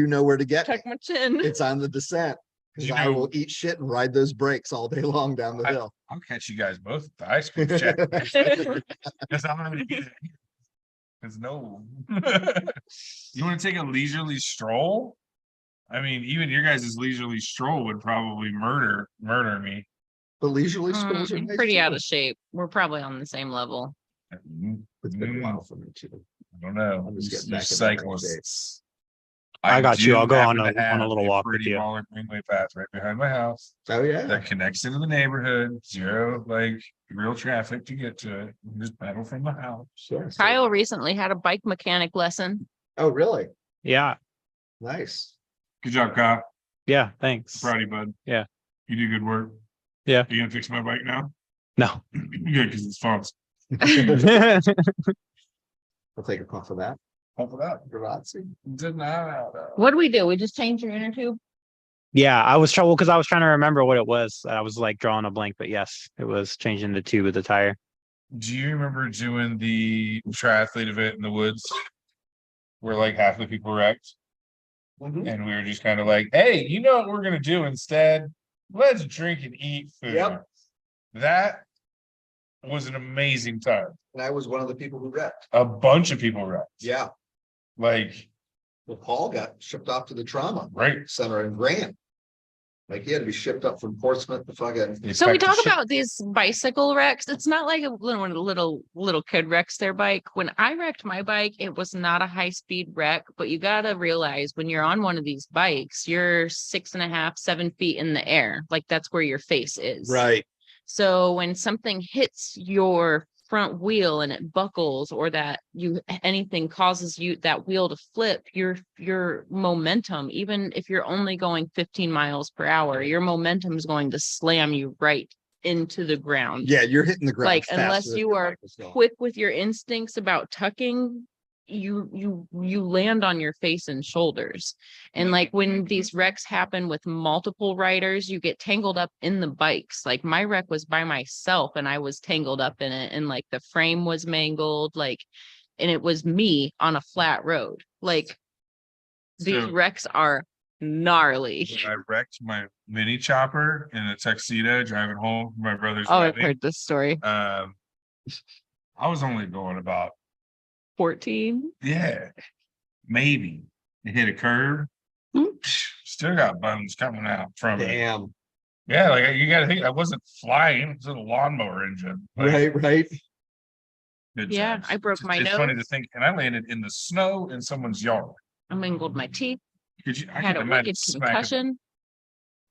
Like, Yeah, the concussions in the shoulder blade or in the collarbones are notorious for both cyclists. Rocco got a really bad concussion. yeah, Yeah, we were just all, I wasn't there, but just riding in a group, 2 lines of like 8 people, 16 people.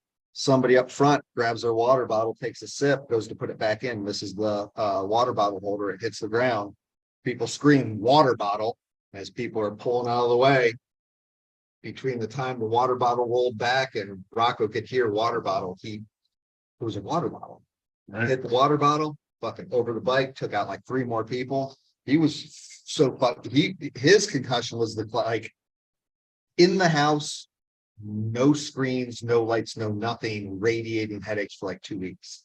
He was all sorts of fucked up. I Fuck, think he was man. very scared. Like, next time you talk to him, tell him I said hello. I just and saw I him miss him. last night, actually, for the Nice. first time in over a year. Fucking Yeah, crazy. he's in town and swung by for we Love it. drank some Buffalo Trace, shot the shit, and then he got the fuck out. Ben and I were talking about how climbers are their own breed of people, Oh, but fuck yeah. cyclists are their own breed of people. And then when you throw like mountain bikers, that's a Mountain bikers are whole nuts. different breed of crazy. Like you want to talk downhill on a mountain bike? Oh. Nah. Nope. I played that game. Fearless. Like come up over that hill just a little wrong, you're gonna Yeah. land on your back and knock all the wind out of your body if you don't impale yourself. Like that's best case scenario when you hit it wrong on the bottom. Oh, All those trees. I learned that lesson early. All those. I learned that lesson.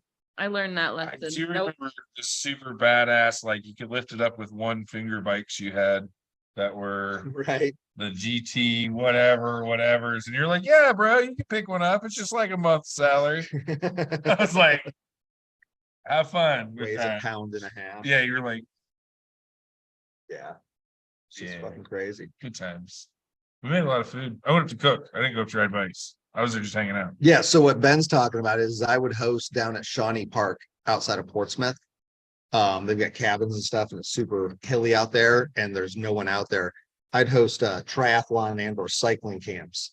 And so kind of to give it the red carpet treatment. You're calling I that? hired that dude. You were the hit. Like people were like, holy fuck, this is awesome. I hired Ben to be the caterer. So all these guys had to do was worry about working out and resting. Ben made us breakfast, lunch, and dinner. He fucking made on-bike snacks with like rice and maple syrup and raisins and shit. Dude, these guys thought they were living the life of like a fucking Tour de France rider. Because Ben was fucking, we'd come back from riding like 80 miles. There's fucking salmon, pasta salad. I mean, ribs. Like he's like, dude, we got 4 different proteins, 6 different salads. We're waking up to fucking homemade blueberry pancakes and bacon, and fucking Ben just smiling like, what's up, guys? One of the nice things about being friends with Ben is when we get to experience Hell City together in Phoenix. Breakfast. Ooh. We throw it out on some beef fast. Yeah. It's always something simple, but it's always very good. It's about just- Fantastic. I look that's forward the to one it. meal you can control of the day. because for lunch you're probably going to have a reheated cheeseburger from the concession stand Right. that somebody brought you an hour ago, but you didn't eat because there's 3 sets in a row and you couldn't get, you know what I mean? So like, or Like we had the delicious omelets in the boys' room and the fruit parfaits in the girls' room. it's nice to On have like some point. staples to just like know I get one. Okay, I got to choose what I ate. It was healthy. It made me feel good about what I put in my Right. body, and I don't feel like total garbage going into this 12-hour day. It's not a roller dog and a Monster Energy drink. Bruh, No, bruh, the truck I needs to get me. I'm like, I can't. How do you? that lesson already. Like we've already been through our 20s. We already did How that. do they get fat? Not We eat know good food? it sucks working hungover. We know it sucks working when you feel like you're depleted. Like we already learned that lesson. Feed your body, and your body like gives you so much more. Yeah, 100%. I need to get back into not working a desk job so I can not be rotund because I'm getting all thick. So, not to be the Bless new you. year, new me guy, but like we gotta focus on some better habits. All right. I think that's a part of I feel you. my next year. So I haven't trained in 2 years other than fucking around with the homies, but that doesn't really count. I really haven't been able to backpack in the past couple of years. So like it's been a lot of non-activity ish. Well, I'm Then I hitting got up a desk job Gracie Jiu-Jitsu for the new year. over on Westerville. Reynoldsburg is one now Okay. because I looked it up. Yeah, because Okay. there's the one in like Worthington, Yep. Westerville. Yep. Yeah, I think I'm gonna go to the one in Reynoldsburg. It's closer. We'll talk. You know those people? I know all of those people. Oh, okay. Yeah. Yeah. Okay, let's talk. Yeah. When there's not cameras and Yeah, microphones. yeah. Yeah. Because that's also my next step. Like I'm gonna go back to a gym and it'd be real cool to have a familiar face there. Yeah, all right, cool. Yes. We'll talk I after. need to rearrange some habits. That was Jordan. He was just leaving, There's- sneaking out. There's nothing like training a couple of nights a week to not make you eat shit. Yep. Like if I want to start doing that and get back into intermittent fasting. I should shape up pretty quick. Oh yeah. But Yeah, cool. I'd love if I'm getting into Jiu-Jitsu with you. yeah, even if it's just like open mats at whatever gyms we pick, Yeah, I want that to happen because Cool. it's so much fun. awesome. I'm in. I'm fat. I won't lay on you. I won't hurt you. That's I fine. promise. I'm used to it. I'm good.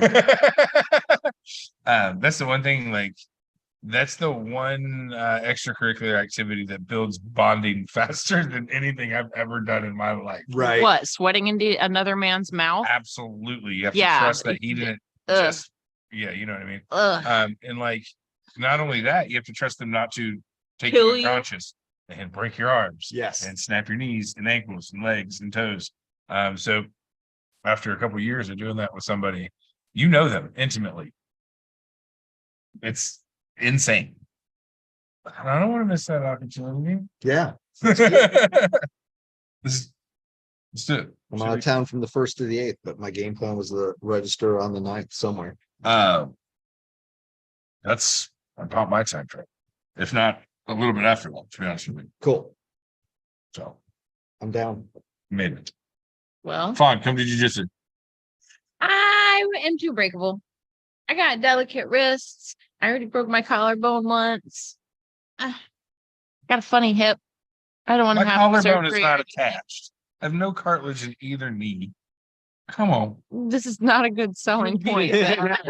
You can be a wreck like No, us. no, I BI. honestly, what I would like Oh, to these do. are all I pretty think I would. jiu-jitsu injuries. None of this I is think I would from. like to, I'd probably get into cycling again if I did anything. Well, I've got your bike, so come ride with me.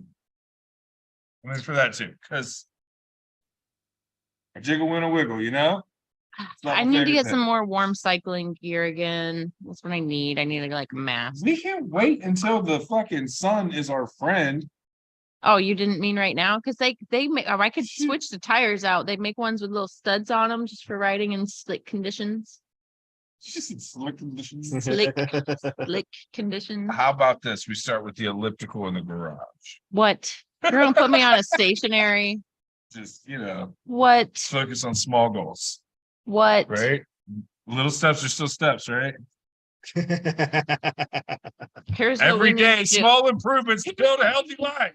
We need some knee-high duck boots, and we need to go creek walking, waterfall chasing.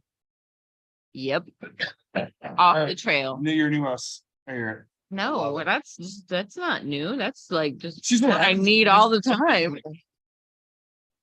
Yeah, let's go see some waterfalls. I'm hard into it. Let's do it. Let's do it. Okay.